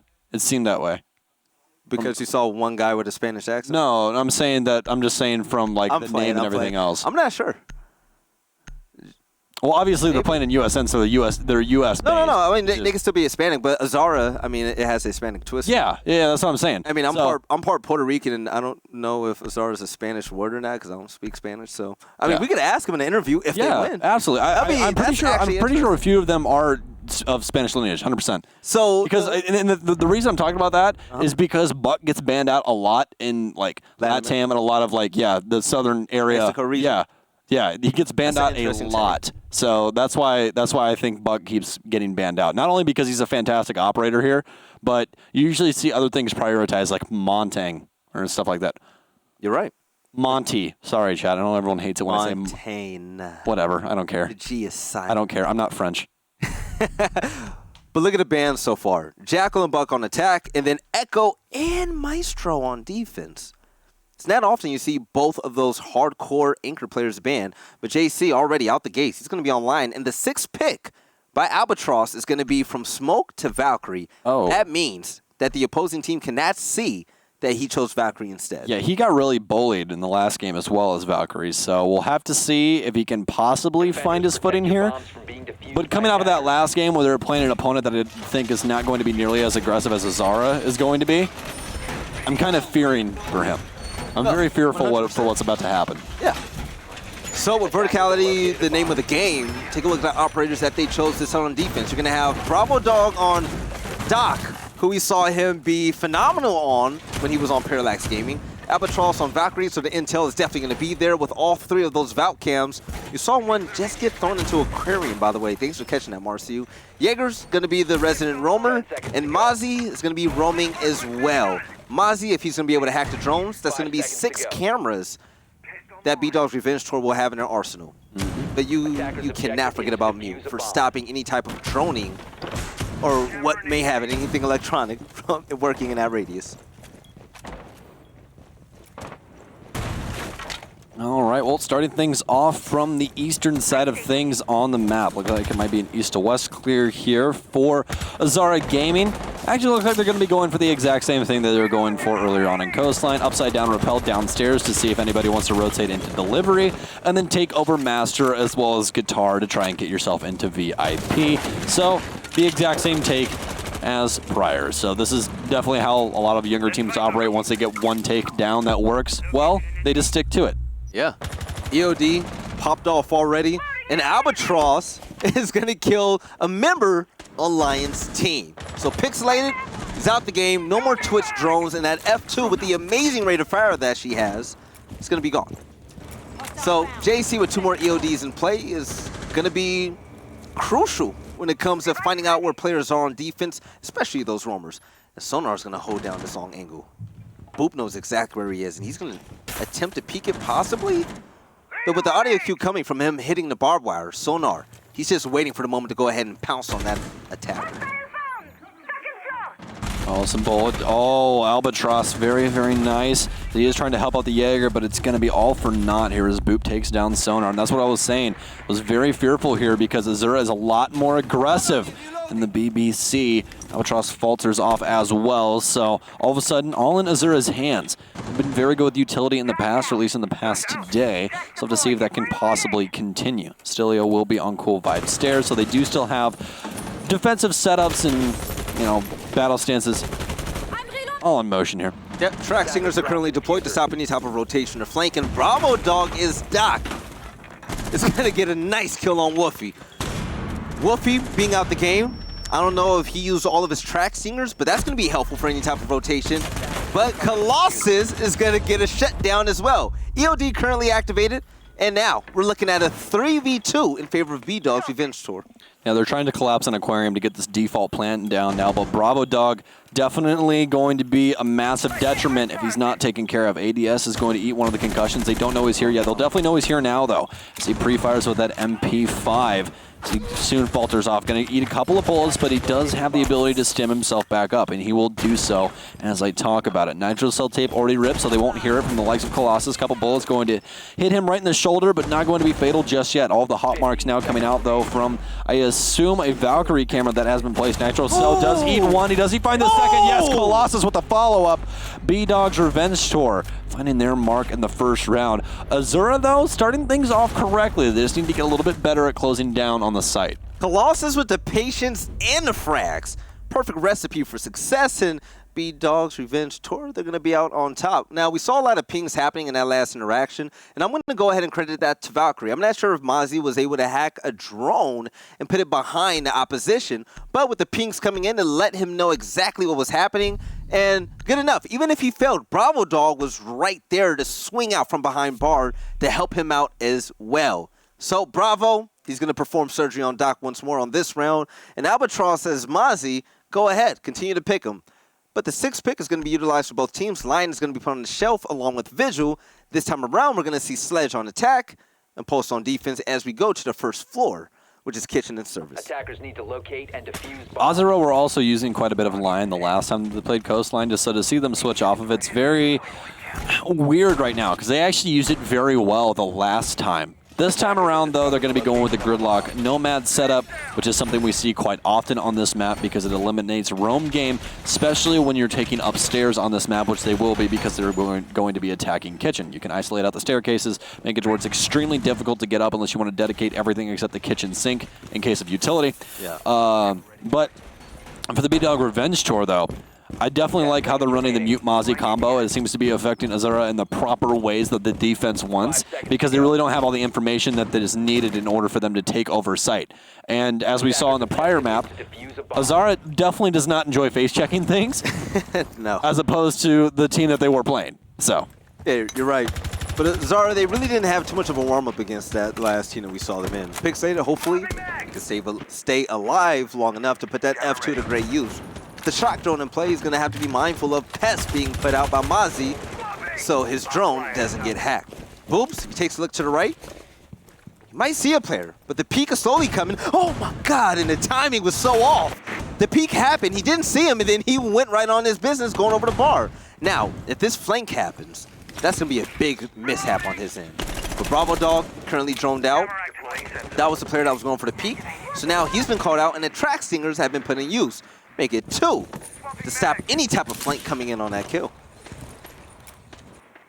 I'm going to pour in the window between security as well as offices. I call it quad because there's 2 sets of windows there, but everyone calls it something different. JC inside of Sunrise now, though, as the Azura squad is barreling down onto site. They don't have any picks just yet, just quite a bit of damage done to Albatross. All the track stingers already down as well. Smoke now going off for Wolf. He's trying to get in towards the kitchen door. A couple more shots going to go into the leg of JC, but again, nothing to be fatal. They're going to have a rotation in now from the kitchen window as Pixelated gets onto site. Are just lying in wait. Wolfie will be the first one to finally find a frag. So he does see the foot, but he doesn't recognize it out. Pixelated, look right, my friend. Oh no, he's going to motion up on the hole. Can he find 2? He finds 1 to the second one, but no! He's going to win it out. Colossus with a headshot. Needs to be more aware of his surroundings, my friend, as JC barrels on down towards delivery here, but Colossus wins it out. No pulse rotating in now, though. Takes down Bravo Dog. All of a sudden, we're in a 2v2 situation with only a minute remaining. With the missed opportunity coming in play from Twitch, it's not going to help out his team as Zara Gaming now. They're going to be down 1v2 against 2 great intel operators. Now, with the peak, Sophia, she's going to win her first, unable to win her second. B-Dog's Revenge Tour That's how you are play on their way to a 3-0 lead if they can keep this up. They're going to be up 2-0.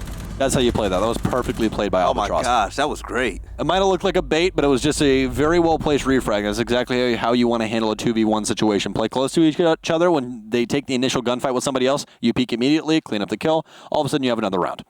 So very well played by B-Dog's Revenge Tour. Here we are, round number 3. And Azara Gaming, we haven't seen much from their attack. Yeah, the track singers and the utility have been put to good use. But it's just missed opportunities. They're a little Pixelated right scared to there. get onto sight, I think, is their main thing. But even when they got into sight, pixelated, man. When he made that pick, when you were just yelling at him, hey, look right, look right. He looked right. He was able to get the first kill. And rather than continuing and trading to get another kill from one player to another with the spray transfer, he ran away and then challenged another fight head up in that doorway. But Pixelated, the player we're talking about, he's going to utilize his 6th pick to bring Ying on the board. We haven't seen a lot of Ying lately ever since her nerf. But her utility is amazing. Imagine a cluster of a lot of stun grenades. That's what she offers you, and she does not get affected by them at all. So utilizing her and Lion, that can be a formidable duo. If you use Lion's EOD while players are blinded, there's a great chance you're going to be able to spot him out because of the fact that they're running away to get in better positioning as the Candelas are activated in their vicinity. So this could be the combo that Azara Gaming needs to overcome B-Dog's Revenge Tour. But whatever they bring, they're going to have to make sure it works because they're down 0-2, and to lose a 3rd in a row is going to hurt them a lot. But I love that Bravo Dog. He's going to switch over to Legion to apply a lot of traps to stop attacks. And with this aggressive lineup that Azara currently has, this might work out in their favor. But no pulse. He's going to kick things off already with a kill. That's very, very early as well, and that's on the Sonar, who we saw have such impactful rounds in the prior map on Clubhouse between BBC and B-Dog Revenge Tour. But right now, he will be removed from the game already. We're going to have Ying in play, which is something that Veli was talking about a little bit earlier on, something we don't see too often now anymore. I mean, I really haven't casted Ying ever since the 6th Invitational, when we still had Hungry maining her quite often. But ever since that nerf that flipped her Candelas on their head and made it to where when you initially take them out, they're at the full timer for rolls, so you have to roll them the full 3 seconds, as opposed to where they used to go off instantaneously when you took them out of your pocket. It makes it a little bit more difficult for her to use, but you can always just dump all 3 of them on the floor and rush in behind them as well. But no pulse is just going for the rush strat no matter what. Now all the Yings are coming in now, all the Candelas. Colossus, though, takes them down. Doesn't even matter. Albatross finds one. All of a sudden, we're back to even footing. We heard a Candela go off and now an EOD. Unfortunately, Ying is out the game, but Lion and his utility is coming into play. A big fight happening in bar. Colossus is gonna own it. Getting a double kill, knocking Wolfie out. So now, Zofia, Lion in play. Great operators, amazing utility on both ends. They have what it takes to overcome this number advantage that B-Dog's Revenge Tour currently have. Oh, but with the late peak, Boop was able to go ahead and save his life. But with the rotation happening upstairs, I'm wondering how this flank is going to come into play currently. This Boop is now watching towards the stairs. JC should know that he rotated over here because he heard him walking upstairs, sprinting upstairs through the floor. So he knows that he rotated to the other staircase or he's lying about upstairs. But now they're going to establish angles into blue. Only a minute left, so still plenty of time. If they do have a drone, it definitely help them out because they do have one EE1D still remaining on JC as they're trying to work their angles. Boop coming back through kitchen, but we already have Albatrosses rotated down from upstairs. Down cool vibes to hold down the kitchen door. B-Dog's Revenge Tour, especially with the likes of Bravo Dog still being alive as Legion, that's a massive deal. All of these goo mines are going to be placed out. He can get a max of 8 of them as Boop falters off. It's going to be all left up to JC as they all know where he's trying to collapse in on. He's all by himself. He takes down Albatross, trying to bring this down to a 1v1. This V308 might help him out quite a bit, but that's the power of the goo mine. That's why Legion is such a detriment if he stays alive, and Bravo Dog to finish things off. I called it. The moment Bravo Dog chose Legion with that aggressive lineup that Azara Gaming were bringing over to the fight, I knew that those traps were going to slow down players, and the kills for the last 3 kills were exactly what B-Dog's Revenge Tour needed to know exactly where the fight was coming from. Yeah, bringing in Ying was a great idea, a great thought. But when you die early, I didn't even hear the Candelas go off. I think they got ADS. One went off. One went off? Okay. One went off. So they're going to leave Ying shelved, and we're going to see Capital in the game. Yeah, they definitely need to shelf Ying. There's a reason that she's on the shelf. Big reason. You don't even see her inside of ranked games anymore. Not at all. People used to pick her all the time. Yeah, she was great. Dude, she used to be one of my favorite operators. I mean, her gun used to shoot teddy bears at you, but she was great. Dude, still the T95. I mean, you know, has an okay rate of fire, good damage margin. But I mean, when people are stunned and can't see you, and you have a 95 round drum mag, yeah, it doesn't matter. I love her shotgun. Stop. I ying and just run there. Stop talking. I love it, man. All right. Oh, you can't love it. Don't judge me. If I don't like it, you can't love it. I don't love it then. I kind of like it. It's okay good. Yep. It's okay good. Colossus, though, talking about okay, is doing fantastic. Colossus He's 1-1. has been out of control. I mean, he really popped off the first round. I mean, he's averaging 2 kills per round. Well, like 2 point, what would that be? Like 2.25. Don't do math live. You know, yeah. But he's averaging quite a few kills per round right now, which is fantastic. He's definitely putting his team in the right mindset with these early on picks, and specifically that C4 to commando kill that he got earlier on, where he threw the nitro cell, killed one that was planted, and then immediately got the SMG after. So I would say if he continues to fire on all cylinders, that Zara Gaming is going to be in a world of hurt, because right now their offensive side just cannot be put together. I personally love how much dominance he had over in Bar by himself. The way he was able to get that double kill was beautiful. It was masterful. But no posts on the roof already is IQ. He's not going to have anybody in his sights in. With no goo mines currently in play because Legion wasn't chosen. Bravo Dog brought out Dak instead. IQ, the only thing she really can see are just the pests. Yeah, she's going to see the ADSs and the mute jammers, but nothing significant. Nothing that's really a game changer, depending on the situation. I'm getting the proper drone play in now, but obviously the Mute Mozzie combo is going to be a massive thorn in the side of that game, because obviously they steal drones as well as jam them to where they can't possibly work anymore unless you get rid of the jammer. That's a huge deal, because all of a sudden it makes it to where Azara has to face check a lot of stuff. They're currently doing so. Quick shots come through now, but Colossus is not going to make any contact with the man that's currently on Tarb's window. Oh, Estelio might be in some trouble here. Pre-fire comes through and Sledge will win it out. JC takes down Estelio, and that's to start things off once again. Estelio, he had the heads up. He saw the wall coming down. He saw the barricade coming down. And he also saw the arm of the opponent. Unfortunately, his shots did not connect, and he wasn't able to get the kill. So Mute going down early, kind of a big blow. Yeah, you're going to lose a nitro cell in the process, but Mozzie and Valkyrie, they're going to have one on their end as well. But 3, definitely more than 2, is no post. He's trying to work up some type of action. He's making sure his presence is known, and with a player behind bar and another one in the hallway, he's hoping to get a kill. But getting a kill is going to be Albatross. Wolfie once again dying early. That's a big deal as well, just due to the track stingers. We don't know if he used all of them either. We know he definitely got a handful of them down, but not of any importance. Boop got caught with his pants down. I don't know exactly what he was doing on Cool Vibes, but Pixelated will frag things back, so we're still on equal footing. So in order to find yet another, and all of a sudden we have B-Dog's Revenge Tour in the lead, but JC to fire right back. Gets shot from underneath. Can he get the counter kill? He can. Albatross to eat the dirt. That's a triple kill for JC. Colossus all alone. If he needs to come alive, he needs to come alive right now, and he will do so. Makes it down to a 1 versus 1, but the diffuser is in the hands of Pixelated. The Capitao. Does he still have any of those crossbow bolts? He does. He has both sets, actually, which could help him out quite a bit. He can actually prevent both of the rotations that could possibly be taken with these fire bolts, and actually he's just going to lay them both in front so he can actually rotate in from couches. This is a huge deal. He has no nitro cell. All he has to do is wait for the plant sound and then rush him. Just crouch your way up. Does he think he's default, or does he think he's to the right? He's using his sound cue, but no! Oh my god! Pixelated! What a shot! Colossus! Good night, my friend. And that's going to be the first round for Azura. What a nice fake out coming in from Pixelated. So obviously, whenever a plan is going down, especially in a 1v1 scenario, we call the default spot the place behind the bomb where you put down the diffuser. It just depends on, it's the most planted spot on each site. Yeah. So the thing is, that's the expected plant spot. So what he did is Capitao, he smoked out that area and also another spot that would stop him from seeing him planting behind billiards. So when he went towards the default spot, I'm saying that with my quote fingers, Capitao, he saw him, put down the diffuser. He didn't even see him. I think he either heard him because Colossus sprinted. Possibly. Or somebody had a drone underneath one of the couches in an aquarium. Colossus was crouch walking. No, at the very end when you see him, like, when you see him off the diffuser, he sprinted out the smoke. Yeah.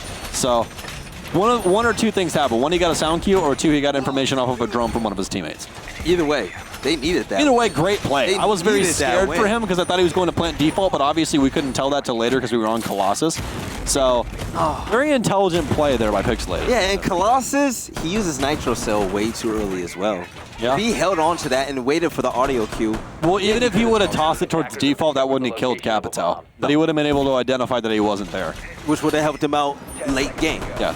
So, hey, we live and we learn. But now 3-1 is going to be B-Dog's Revenge Tour, and it's Zara Gaming. Let's see if they can get a streak going on now. Able to win 1 round finally, and Valkyrie, she's going to have a Valcam place. Is that going to be too sneaky? Pretty obvious to see if you ever go on that balcony. But players coming out of Ruins, let's see where the plan of attack will be. All right, well, I'm trying to see how many roamers there are, by the way. I believe there's 1 down low and the rest are up top. I'm not sure. we're about to find out here in just a second because the drone game is about to come in, Veli. It's early on in the round. This is where your drone game, your information game means the most. You're trying to find picks, trying to find these early kills in order to propel your team towards victory. But they need to find their target first, Vel. That's what they need to do. And that's exactly what they're going to do. So we see the drones, the little roly-poly-olies, rolling around on the floor right now. Did end up getting rid of one of them because Colossus got one of them caught with a pest. So are going to lose one pretty early on here. A random frag grenade now, though, from JC. I don't know exactly why he's just wasting frag grenades on the roof. I mean, I understand he's trying to go for a kill. And, hey, good map knowledge for you. You recognize out that somebody usually lays in behind that bomb chassis, but it's not going to happen for you this time. Yeah, so being shaken but not stirred from that sound distraction. Oh. Wait. That's Why? not proper utility. Wait. Boop, go pick that back. Why? No, not even for Boop. It's not. No, I'm saying like, okay, if you see that, they're just. No, okay, so.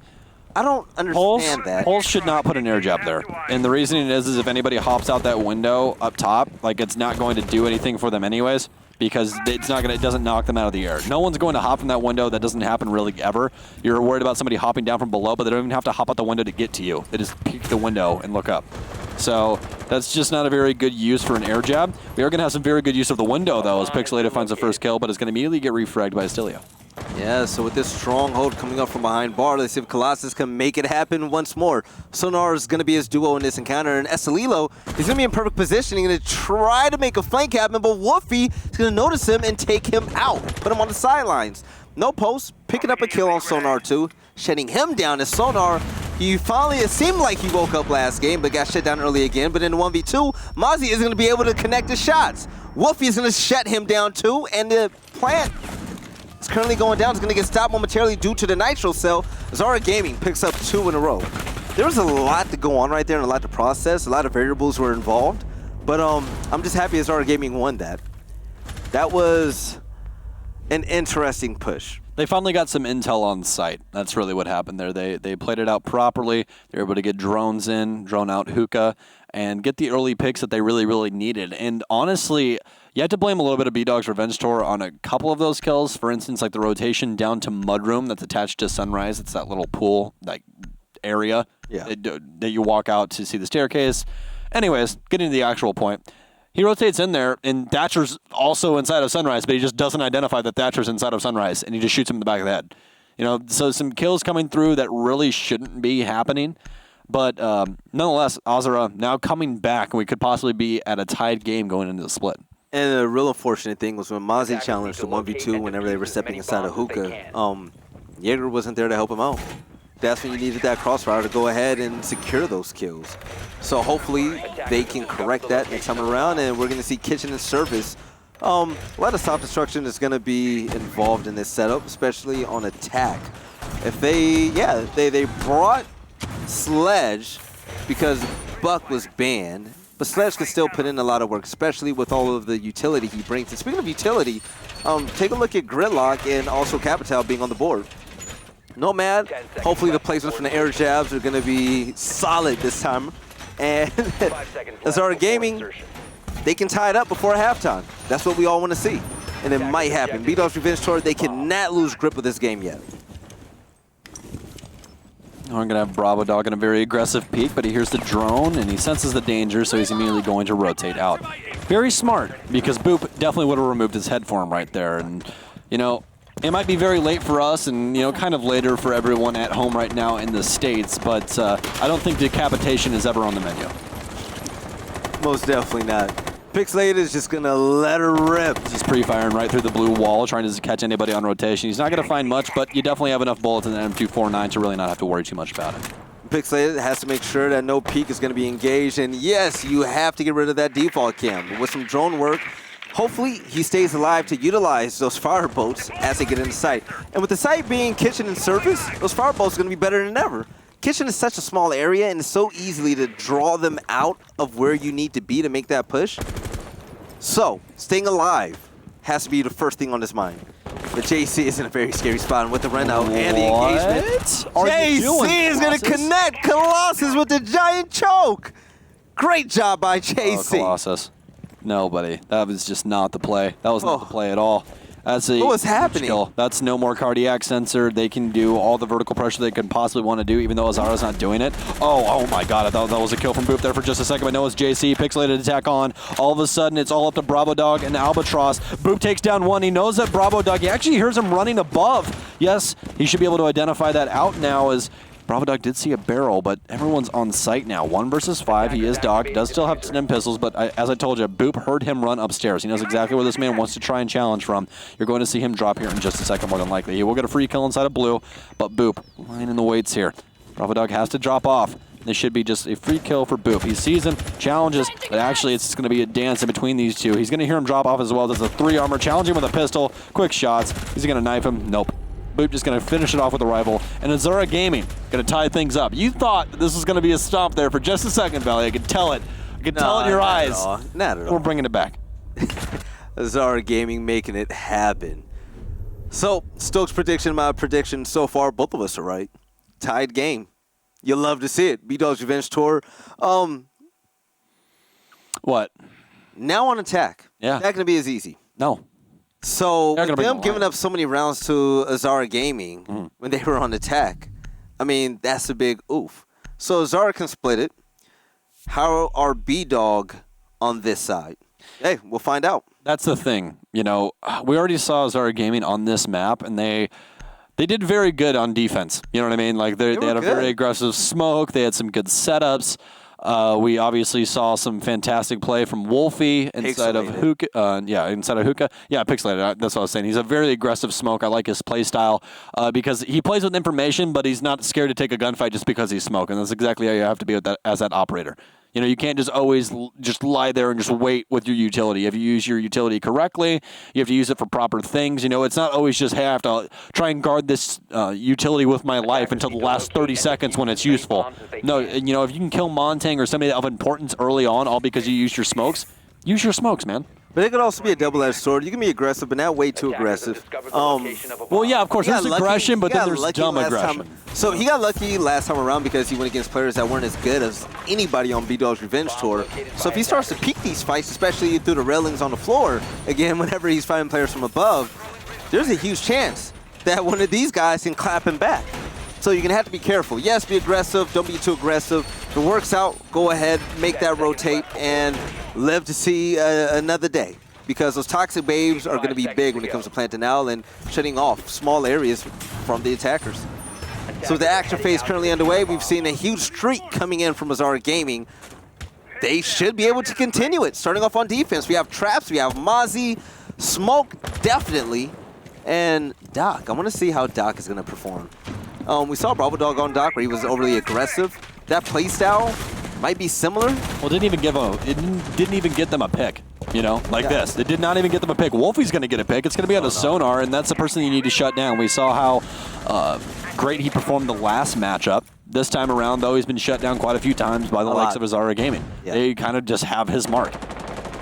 They have his number, Valley. They have his number. You're right. And you know what? Sonar is one of the big reasons why I chose B-Dog's Revenge Tour. But he's letting me down in the EOD. Surely is going to let this team down unless people stay around their spots, which is what they did exactly. A little bit of pre-fire coming in towards Billiards, and we see that there's one in Aquarium. That's going to be JC. He shoots, he scores. Oh, that's going to tag another drone. Yep, he shoots, he scores. Got another one. Mozzie's actually got 2 drones right now, so that's already 2 drones off the deck for B-Dogs, and that's quite a bit of utility. That's most of their information on offense. I mean, all they have really is Lion, but again, Lion's EE1D is only as good as the information it is, truly, because if you're able to identify where someone is with a drone, then pop it, you have almost a guaranteed win instead of a gunfight. But if you're just popping them to try and make people stand still while you're getting aggressive with no information, you're still probably going to lose the gunfight because you don't know where anybody is. That's why, especially in this instance where a lot of Mozzie has been being played, where drones are getting stolen, Dokubi's almost a better operator because you can actually just use the sound cues. 100%. You know, like Mute obviously still counters her, but you're going to be able to catch out a lot of roamers earlier on. Plus, with Dokubi, you bring a lot more utility in the mix, and you can have cameras, but the second EOD has been in play, and still, it hasn't done a lot for this team. Wolf, get him, Wolfie. Wants this. Get him, Wolfie. Like, he pings it, he's like, watch this. He's got the prone angle, quick shot. Okay. Yep, Estelio going to peek with no info, gets caught out, but Bravo Dog going to be pre-firing over to the kitchen wall. Take him down as well. Not even just yet, but the 2 big picks had to happen, and they got exactly who they needed. Lion as well as Zofia off the boards. Now, Zero Gaming can just play safely on site. They still have Bravo Dog to worry about. He's got that F2. Does he know that someone's directly above him, though? It does appear that he does. As he will set a Claymore down just in case they do try and drop that hatch, but JC's already fled the area. So, Claymore set, 30 seconds left to go. Tied game. Who's going to be the first to reach out to the 4th round? Toxic Babe currently in use and no post is going to get the best of Albatross. 4v2 now. So with just Gridlock and Twitch, can Bravo Dog and his teammate make it happen? No, Bravo Dog can't. He gets taken out of the equation fast. But with the shotgun play, Pixelated, it's going to be the man with the plan, getting the nice double to shut out that round. B-Dog's Revenge Tour, unable to take that out. Azar's defense is just very well put together, is really what it is. The roam game's been working out very well for them, especially with Mozzie being able to pick up drones earlier on. B-Dog just really don't know what they want to focus on. They don't have a focal point, and they really need to find that. Do you want to clear roamers? Okay. Do you want to clear top 4? They're all on the same page. They're just all across the entire map doing whatever they want to do, and you can't do that. You know what it's like? Whenever the EOD was utilized by Lion, it really wasn't at the right time. They're not pushing sight. They're not, collectively pushing towards a roamer. It was just used, and they were... Oh, we're going to ACOG Brothers. Okay. Okay. Spawn Peak Central. Yeah, there you go. Yeah, the main issue for the B-Dog's Revenge Tour right now is they're bringing a lot of utility in order to prevent this roam game. At this point, they're going to be bringing the Nomad as well as the Gridlock, bringing IQ in case they want to play a Pulse as well, which we saw JC play a lot of the last time they were here. But the issue is now is you have to get in the building for that to be effective.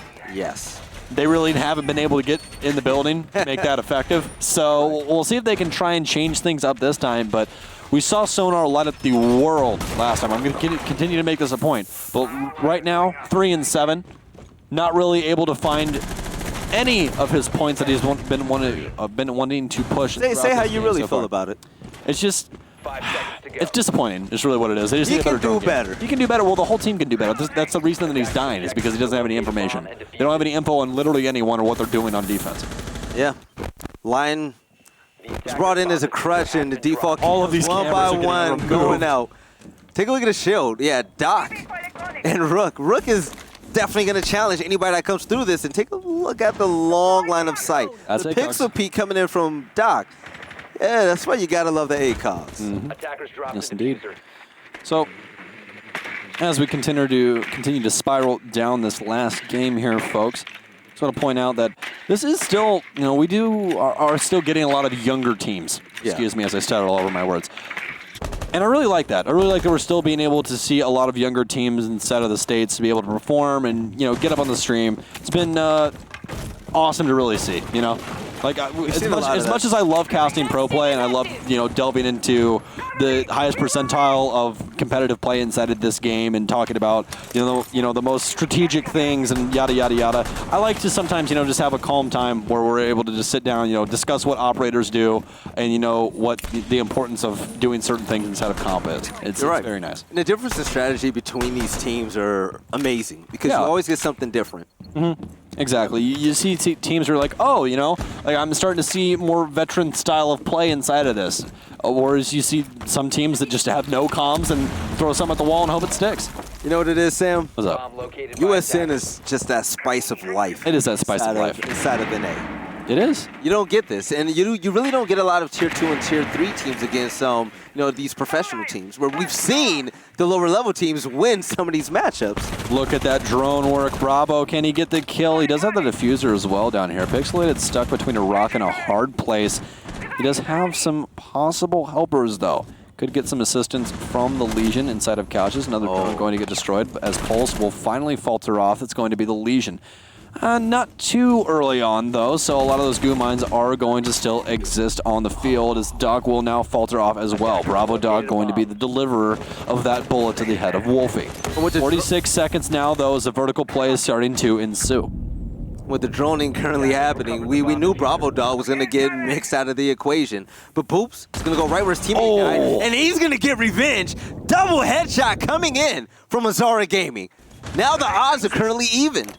But Pixelated, he's been on fire lately. But in another gunfight, Esalilo is going to call that off. A double kill coming on his end.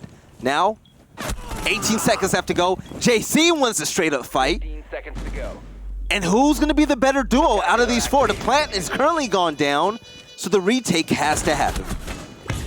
Oh, air jabs now coming in. JC to challenge. Can he find the gridlock? No, it's going to be Boop to do so. They still have to worry about the vertical pressure, though. Did they hear Estelio? He can't even see the diffuser. Estelio, why'd you run upstairs? You're going to have to try and hop it through the window. They're going to be able to recognize it out. Can you kill him? No, you can't. Both flying back and forth. RX, no! The RX doesn't have enough bullets in the mag. If he had the AK, he would have been able to find him, but he shot right over JC's head and belly. Chat, can we get a oof? Can we get a oof? F in the chat for our fallen comrades. That was rough. That was heartbreaking. Don't go upstairs when the place where you planted it was actually the balcony. That gun has such a small clip compared to Yeah, well, others. I mean, the main issue there is that his map awareness just wasn't there. But if he hit the shot, we would have crowned him as a genius. No, I still wouldn't have crowned him as a genius because he went upstairs when there's no vertical pressure to be had except to try and hold down Sunrise. Yeah. But he didn't even catch them on rotation. They were already in the site, and he's like, oh, crap, got to get downstairs. And it just didn't work out for him. I'm not going to say you're wrong. Because there's different ways that he could have encountered that. Absolutely. But the one good thing about what he did was no one expected that jump out. And if he was flawless with the execution, he shot in the right area. He knew exactly where the guy was. He's still a defender outside, and you still have one other guy to worry about. But you get that kill, and you have the one-on-one. Yeah, but there's still plenty of time for you to defuse, and you're stuck outside with a constant beat on your location. But then the other guy has pressure as well. Or excuse me, he's on offense. He was on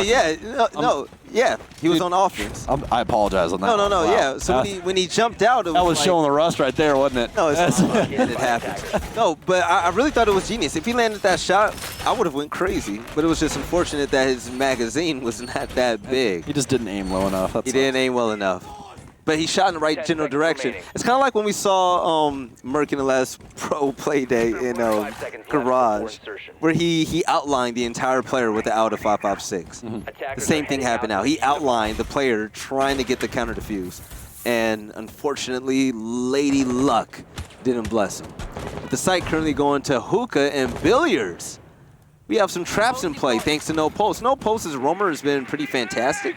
He's been doing a very good job with the Legion play. We're already going to have smoke droned out. Yeah, Pixelate is going to get caught out immediately. A little bit of damage dealt to him as well, so somebody definitely shot him through the blue window, making the rotation now for Hookah from the Cool Vibe stairs. A little bit of castle barricade action as well, which is something we don't see too often at this level of play. Castle, very impressive operator. He has bulletproof barricades that he can put up on doors, and they're mainly used to shut down channels of sight that are routinely used in order to make it to where you can hold down rotations in between sites or just long angles that you can get early picks on. Abadog going to pre-fire, but he's not going to find too much on the other end. He will find Wolfie. Wolfie's going to be dealt quite a bit of damage, but not enough to be fatal.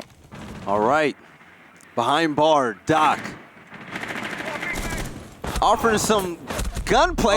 He's going to get bodied. I was wondering where that was from, but that was from the upside-down Nomad. Esalilo is going to take care of business. But Pixelated is going to get the refrag. He's not aware. He's not aware of Cool Vibes. They have no barb or anything. You guys got to dedicate utility, but it's going to be another refrag. What is happening? Boop takes down Sonar, and we're still practically on even footing. Everyone's still outside the building. JC rotating downstairs now, no. But obviously they've had air jabs. This could be so very dangerous to go for. He's waiting. Boop! He takes down Bravo. That's a huge pick. That's going to be the Twitch. All of a sudden things get a whole hell of a lot easier. Shoot him through the floor. floor. He's getting his hands. You got to aim a little bit higher, JC. Oh, no, my friend. Just impact it. Just impact it. You still had one, my friend. You still had one, and you didn't use it. And all of a sudden, we're going to have B-Dog's Revenge Tour finding the next round, unless we have some heroics here by JC. Oh, JC, all alone as Castle. And with the impact frag that he should have used earlier, be hurting, man. He wasted it. He wasted it. But you know what? Not all is lost. In 1v2, hopefully they don't go and repel and get a great angle, because once they do, it's going to be really hard to retake it. Now, he has to act. There's no time in waiting. You cannot wait to size up your opponents. He peeks, he dies. B-Dog's Revenge wins round number 9. Got very lucky that he did not impact that floor. Oh, the players on repel were just killing it that game.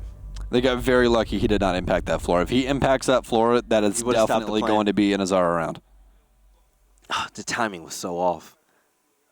He was aiming at his hands. I don't know if he was able to connect, and the round was lost before you know it. But Azara Gaming, they had such a good lead. But let's see if they can hold on to this right now. Up by 1. It's going to be up to B-Dog's Revenge Tour, IQ and Play, along with Twitch, Capital, Nomad, and Zofia. Quiet game from Sonar, and Sonar is going to have the objective. Okay. Right. As Zofia. Zofia is the objective player right now. Defenders, protect your bombs from being defused by All right, well, attackers. we are going to have No Pulse rotate over to Vigil, which we haven't seen any play from yet today. Attackers Vigil, a very protect the creative location of operator in the bombs. proper hands. He has an ERC-7 backpack that makes it to where he cannot be seen by drones when it is activated. But obviously, he still makes noise, unlike his counterpart, Nook, on the offense, who does not make noise when her threat detection, I can't remember the exact name of her utility, because she's not in competitive, well, she is in competitive play, but I haven't had a caster yet. So It's fine. Who are you talking about again? huh? Oh, I was talking about our good friend No Pulse. No 5 Pulse? seconds to go. He's on... Vigil. Oh, Vigil. Yeah. What about Vigil? I was talking about how he can't be seen by Attackers drones. are heading out to Oh, yeah. defuse a bomb. Wait, Are you what's okay? going on? I was just talking. Oh, okay. Yeah, he can't be... I thought you was asking was a question doing the my way you said it. job. I'm What? sorry, Stokes. But already, how do you get a nitro cell kill in the first 10 seconds of the game? You throw it out a window? I don't know. The I attackers bomb don't diffuser know where he package killed him at. deployed. I'm Yeah. going to assume, nope, he didn't run out. I thought he ran out guitar. Oh, and that was Capital. ooh, That's where? None of these windows are open, and there's no way you could have possibly have barricaded it up fast enough. Huh. Well, nevertheless, very creative usage of utility there. Wherever he got that kill, we'll have to ask him in the post-game interview. They're going to win it. Ha-ha. We'll see. We'll see. Still a close game. And even though B-Dog's Revenge Tour, they're going to be down 1 player, which is Capital, they can overcome this. I'm going to need Sonar to pick it up. If you're on my girl Zofia, you got to do work. So, you're going to have Jaeger all alone. And it's going to be up to him to get a really big flank. And JC, he's going to go ahead and capture that. Great job by him. So 2 players already down for B-Dog's Revenge Tour. And no, before we get down to a minute, looking at a 5v3. Oh, but losing a fight, JC's going to get the triple. He's running amok. All 3 kills so far. They know exactly where he is, too. Boop going to do quite a bit of damage to Sonar, who has not been able to find anything this game so far. Over inside of Guitar, but JC is going to rotate off, and he's just been so impactful inside of this round. This is definitely going to push them to the utter limits. B-Dog's Revenge Tour, after getting ran through the grinder that is JC, trying to battle back in round 10. Sonar, again, quite a bit of damage done to him, but it's going to be really up to Albatross to try and find these picks. They need to hurry things up as well. Only 1 minute and 15 seconds left. Do they have any drones? That's the big deal here. They need drones in order to accomplish what needs to be done. They need information, folks. Information is king in this game. When you have none of it, you have to peek in the lines of sight that you don't even know are established, and you're more than likely going to die in the process. Sonar working on that door barricade, and he's going to get the kill. He got rewarded with the aggressive peek. Pixelated, who is Smoke, is now currently out, but Boops. Oh, Sonar getting the double. Oh, he got tagged up a little bit more, too. He's down to truly 1 HP at this point. Anything kills him. Impact roll out, but Sonar's going to dodge it. The Pokeball does not make its mark. No capture of the Zofia yet today. Going to pre-fire Albatross as he comes through the window. Albatross, what are you doing? You're getting aggressive. Sonar's trying to bring it back, but you can't possibly do it. It's a 1 versus 3. Sonar not very much held. No Pulse going to deliver the bullet, and it's going to be Azar. Why did he in that round 6? Why did he? I don't know why he just hopped into the window. It was not a good play. Sonar was making it happen. Yeah, he was. Sonar was getting loose. If anything, Albatross should have just flanked. He should have went to like blacktop from roof, Something. and then flanked down into kitchen door or something like that. At least go up top and be annoying. Yeah. Low. I Yeah, mean, hatches were open. Yeah, it was not the play to just jump in a kitchen window. Oh, match point, Stokes. Yeah, Azara Gaming. I love being right. One more round. Okay, so you're saying that now. You're saying that now. Yeah. Sam, if this comeback happens, Yeah. that's going to be wild. But Yeah, and you're never gonna let me live it down. But I'm telling you right now, the boys got it. You know, I'm just We're happy. putting JC back on dock, dude. It's over. I'm just happy we're getting a great game. Me too. We're getting such a great game. I'm just happy that chat's happy that my casting doesn't suck when I come back and I'm still rusty. No. So this is it. B-Dog's Revenge Tour. Be perfect, or you're out of here. This is it. The finals. You worked so hard week in and week out to make it to this point, and losing now isn't on your plans. You're going to have to win 2 straight first in order to take it to overtime. Once you take it to overtime, it's going to be a best of 3. No. It's done here. Oh, no, I'm saying, though. It's done here. Oh, you're that confident. Oh, yeah. You guys should have seen it. Absolutely. So Stokes just pivoted in his chair and just like, found a little attitude. Like, yeah Azara got this. Hey, you know what? I'm feeling myself. Azara's doing feeling well. themselves. They should win. They're proud of their play.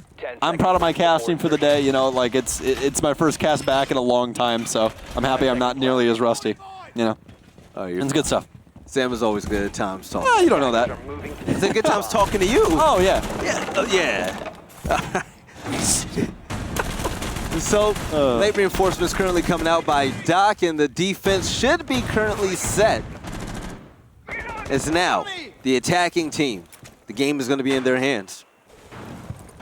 Already on rappel, we're going to see players on top of balcony, and when it comes to attacking this site, work your way from the top to bottom. Verticality, always an option, but with Sledge not in play, things get more interesting. So then you're going to have to question, do we have breaching charges? On Twitch, no, I love how you brought said a Claymore. Do we have breaching? Because I was looking, I was seeing how many breaching charges they could have in total, but they're not. They can have quite a few. They can have IQ, they can have Twitch, they can have Nomad, they can have Zofia. So they could have possibly, everyone has 3 of them. But Twitch has none so far. Yeah, so 3 times 4, 12. They could have 12 breaching charges. They didn't prep for it. Oof. But that's going to be a Claymore on Bravo Dog instead of breaching charges, so don't have to worry about that one. Seems like it's going to be the same exact attack that messed them up the last time on this exact same site, where he saw it, a pre-fire through the wall that could not possibly hit its mark, and all of a sudden Azara Gaming went into the lead off of that. But we're back at double bar now. Halfway through the round, plenty of soft destruction going on upstairs, but no picks just yet. Only damage done to Pixelated, and as soon as I say that, Wolfie's finally going to get hit with some bullets, as Cecilio will find the first frag. Plenty of air jabs down already, so no one's probably going to be able to get upstairs to try and hold things down. Pixelated still playing close on the wall, which is really the only safe haven up here, but no, he's going to get shot from, I actually have no idea where. Pulse able to find a frag, but it's going to be a rotate upstairs to finally make his mark. Boop and JC, the last 2 remaining here. Double VAR, a very difficult site to get correct, especially with this amount of vertical pressure, but they could always bring it back.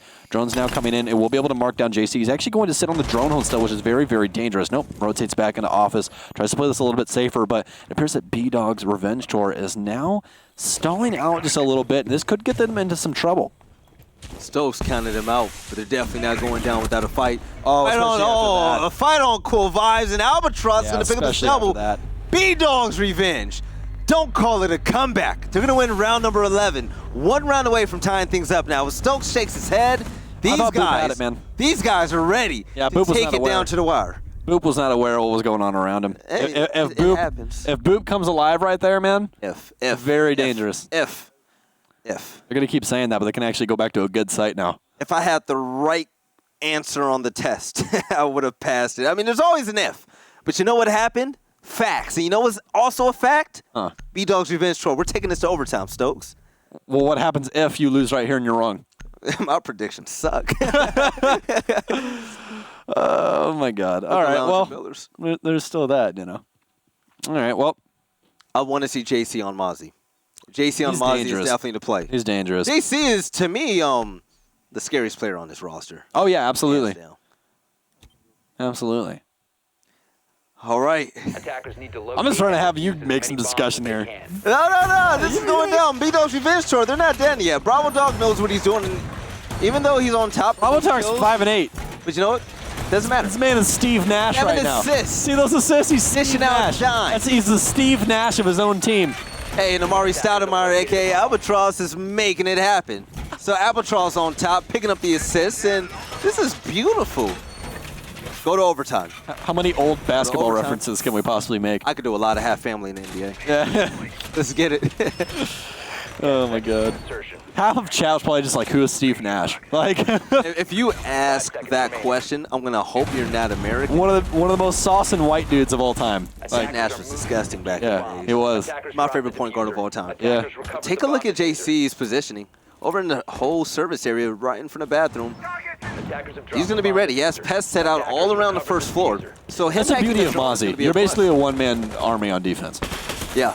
But the thing is, like, you're so effective even far away from the site, and you're able to hack drones away from you to not only help you out, but your teammates. And if the attackers don't realize that, hey, that's not my drone, that's the opposing drone, that's so much intel you can creep up on them. Absolutely. You don't have to use yokais as, makeshift drones anymore. You just have an actual drone that you just steal from the offense. And anything that you're stealing or causing a detriment towards the offense is something that you want to do on the defense. Damage, preventing them from doing what they want to do. That's the name of the game of defense of Rainbow Six Siege. You're just trying to stop them from being comfortable. I think Mozzie is the perfect defender. But Albatross can be the perfect That's player. huge. It's pixelated. Albatross making my prediction come true, 1 kill at a time. He was hot the last round, and this round he's going to start the party, getting a nice kill on the smoke player. What are you doing, buddy? And with smoke- Pixelated, why are you so far up? Hey, Oh. don't question it. But with the flank, JC is going to shut down Estelilo. Great answer back. It could it's possibly close. be the last round of the game. Yeah, it's going to be very, very close as Wolfie finds the kill onto Albatross. He's going to be shut down, which means, you guessed it, I'm going to be standing up for the rest of this right here, Valley. Oh. That's what this is going to be. We're going to be standing up for the rest of this. They do have diffuser, though, as Colossus rotates in. Still also worry about JC down low, though, if he does try and put this diffuser down. A natural soak could always spell disaster. Drone coming in now, though, he recognizes out that Jaeger is top of cool vibes, and possibly yet another one that's playing in towards Vase, as Bravo Dog pre-fires through with the F2. Initial shots now, Wolfie to find his mark, no pulse to capitalize. It's all down to Colossus, as Stokes might be right, but Bravo Dog with a Claymore. Colossus finds another one. It's a 1 versus 2. The Nitro so can't find its mark either. He is going to have the vertical angles now, though, as Colossus motions in. He has to find Wolfie on couches. Does he find the flick? He does! And Azura Gaming is going to win in the 12th round, as Stokes is yet correct again. Man, I called it the whole time. Oh, yeah, Chat did you? chat is my witness. Chat. Say that Veli predicted Azura to win. You didn't predict anything. I did. I'll go back Clear and as clip day. it. Clear You as know I day. will. I'm never wrong. Yeah, okay. I called it. All right. I'm sure that what the ESL social team's going to do with the meme. Shut up. You know what's going to happen. When I I can woke predict it. up, I said, man. You love being wrong today? Is that what you said? Great day for Azura Gaming. Did you just... I said, you this is a great day for Azura Gaming to win it all. Did you wake up, you just, took that first morning breath and that said, stretch. this is a great day to be wrong. Azura That's like- Gaming. Brushing my teeth, looking in the mirror. Man, JC, he's such a fracker. Yeah, man. But that's it. Azura.gg. They're gonna run away with it. We saw them last week. Yes, they failed, but by correcting their mistakes, they're gonna be your champions tonight. So kudos to everybody on this roster. Boom, JC, No Post. You name them all. They're champions tonight. Yeah. Congrats. Absolutely. Absolutely. We'll have to see if they can possibly win through to actually go to the LAN in the closed qualifier, the conference final. But as of right now, fantastic play. And you thought initially that they were not going to be able to stand up to the B-Dog Revenge Tour. Okay, Revenge Tour has been stunted. It has been stunted. Doesn't mean it's over. Be honest. When he started to clutch out this last round, Oh, no, there's no way he's getting... did you get a little bit? Nah. Okay, 1v4, and then he gets those smooth 2 kills. He didn't get the 2 kills. Oh, yeah, the Claymore. Yeah, one was Claymore. Okay, so when he got that 1 kill and his teammate got the other, Yeah. you were like, oh, man, he could possibly do this. From where the positioning was for the defense, I knew they still had it. They played it properly, and they played it to a T. That's fun. True. Okay, this was a question. Yeah, I don't know. Colossus, Colossus, go what back are you inside. doing? What are you doing? Why?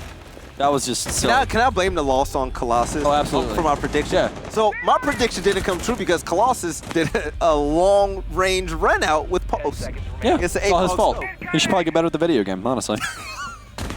You ever think about that? You ever think about just getting better at the game? Get good, kid. Just get good. But great effort from both teams. Man. Oh, yeah, Revenge absolutely. Tour. The Revenge Tour was canceled today, and hopefully Recovered their diffuser.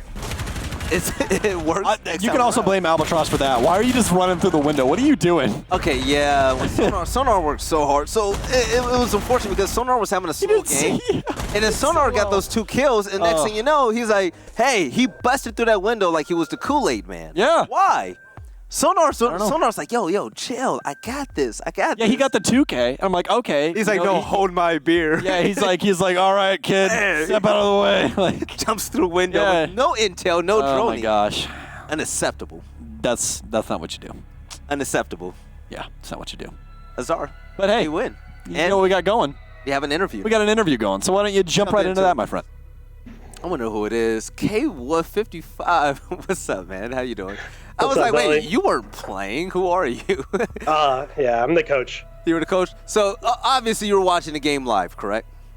Oh, yes. So it was a Really? really close game, and you guys started off really slow. What changed to make that comeback happen? You guys were down 0-2 at first, and it looked like the game was out of your hands.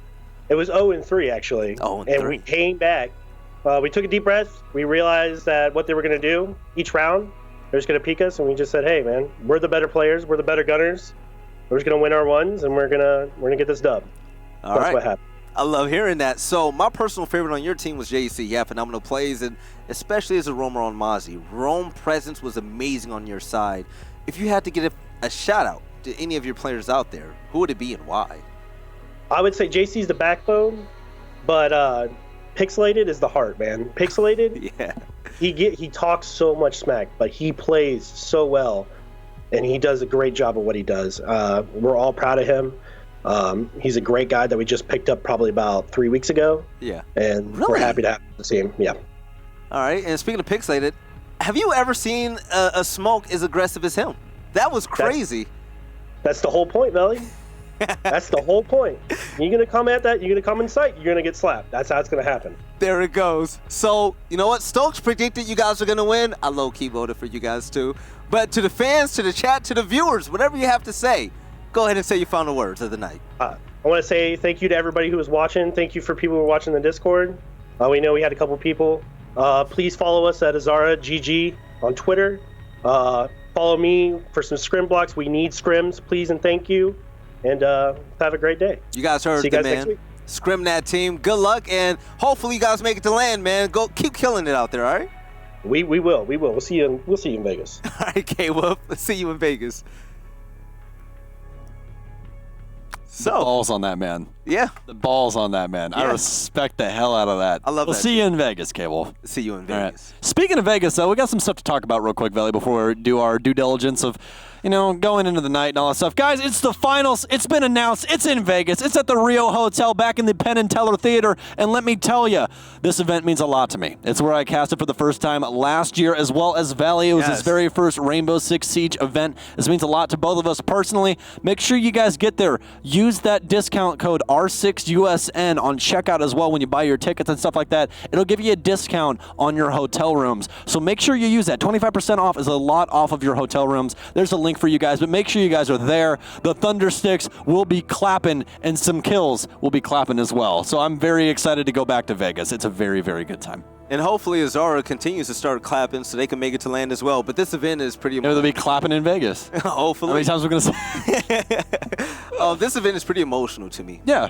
it's fantastic, man. It was my first ever Rainbow Six Siege event because I was a community contest winner to be an analyst on the desk at the time of my life. It was And now you're here. yeah, now I'm here. But the sad thing was I wasn't able to finish out the finals because I actually played hooky from work. I remember to come this. to the event. And Stokes and Parker, they come up to me and they both tell me, hey, we're gonna see you again. And I felt like I didn't have a home with you guys because that event was phenomenal. You felt the like- crowd was insane. The plays were awesome. The results were crazy. Nobody saw any of this coming. And I never thought I would ever work Rainbow Six again. Yeah. And now going back to where it all started and to where I met you guys, especially your first event, It's the first of many, and it's only right that we go back and close this out strong. It's crazy that a year ago at this point in time, I wasn't even doing this, dude. I was working in a factory. You were. Like, I was working in a grain factory with my dad, Chad. Yeah. That's what I was doing. And now I talk over video games for a living, and it's all because of USN, which is really, really cool. So, I mean, it was a crazy thing for me, especially because I come in, Flynn and I just started our podcast and stuff like that, and then I'm like, oh yeah, I'm going to cast with Flynn. E-leaguers. And then all of a sudden, I'm casting with Intero, and I'm like, oh my god, like I got to cast with Parker. Like the entire time, like if you guys go back and watch the event, you're like, why can't Stokes talk? My heart was in my throat that entire event. Like it was just crazy. It was crazy, crazy stuff.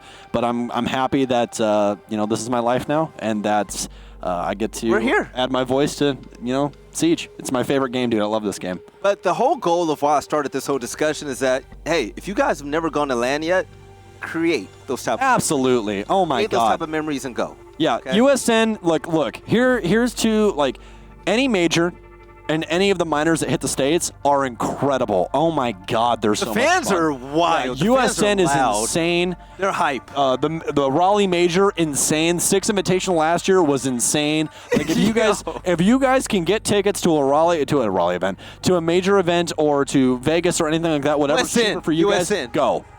Actually, to it. no. Actually, Las Vegas is one of the cheapest places. It is. It's one of the cheapest places to travel. Because you spend all your money in the casino, so flights are cheap. And also, flights are cheap, hotels cheap, everything's cheap. So guys, cheap. I better see you guys in Vegas, but Stokes, it's MVP time. Oh man, you already know who I picked. It's JC, baby. It's JC. We got to pick JC. Just so creative on his roam game, and B-Dog's Revenge Tour could not possibly get a drone on that man. They couldn't get a bead on his location, and he just continued to rip them apart. There's the stats for you guys. He didn't have a great cost, but he came up when it mattered, and that's all that matters. What MVP for me is going to be the aggressive Smoke himself, who the coach even had high praises for. Pixel! It's going to be the one and only Pixelated, okay? Put some respect on that man's name. Pixelated is my MVP because as an anchor, he was in the front lines a lot, and he set the pace and the tone for the entirety of the games all throughout the night. 9 and 10, doesn't matter. Utility use and the gunplay was enough for me to choose him as the MVP. So Stokes, this is it, man. You had your first full cast back done. Yeah. Any last words before we close off the show and take a look at the post-match stats? I'm happy to be back, man. I really am. I'm happy to be back, happy to be able to get back into the groove of casting. As you know, the first day back is always rough. There's a lot of rust to knock off. You keep saying the same things over and over again. Didn't have too much of that today. So I'm very happy with my performance as well as the matches that we got. Especially looking at the teams coming in, I was like, I don't know if we're going to have a very good day. But at the end of it, man, we crowned Azura. They're moving on. And we're hopefully going to have a good rest of the week. Also, chat, if you guys did not know this, him and I will be casting all the USNs until the 20th. Yeah. As well as I'm going to be casting Pro League tomorrow. I'm going to be casting North America tomorrow, and I cast LATAM on Friday.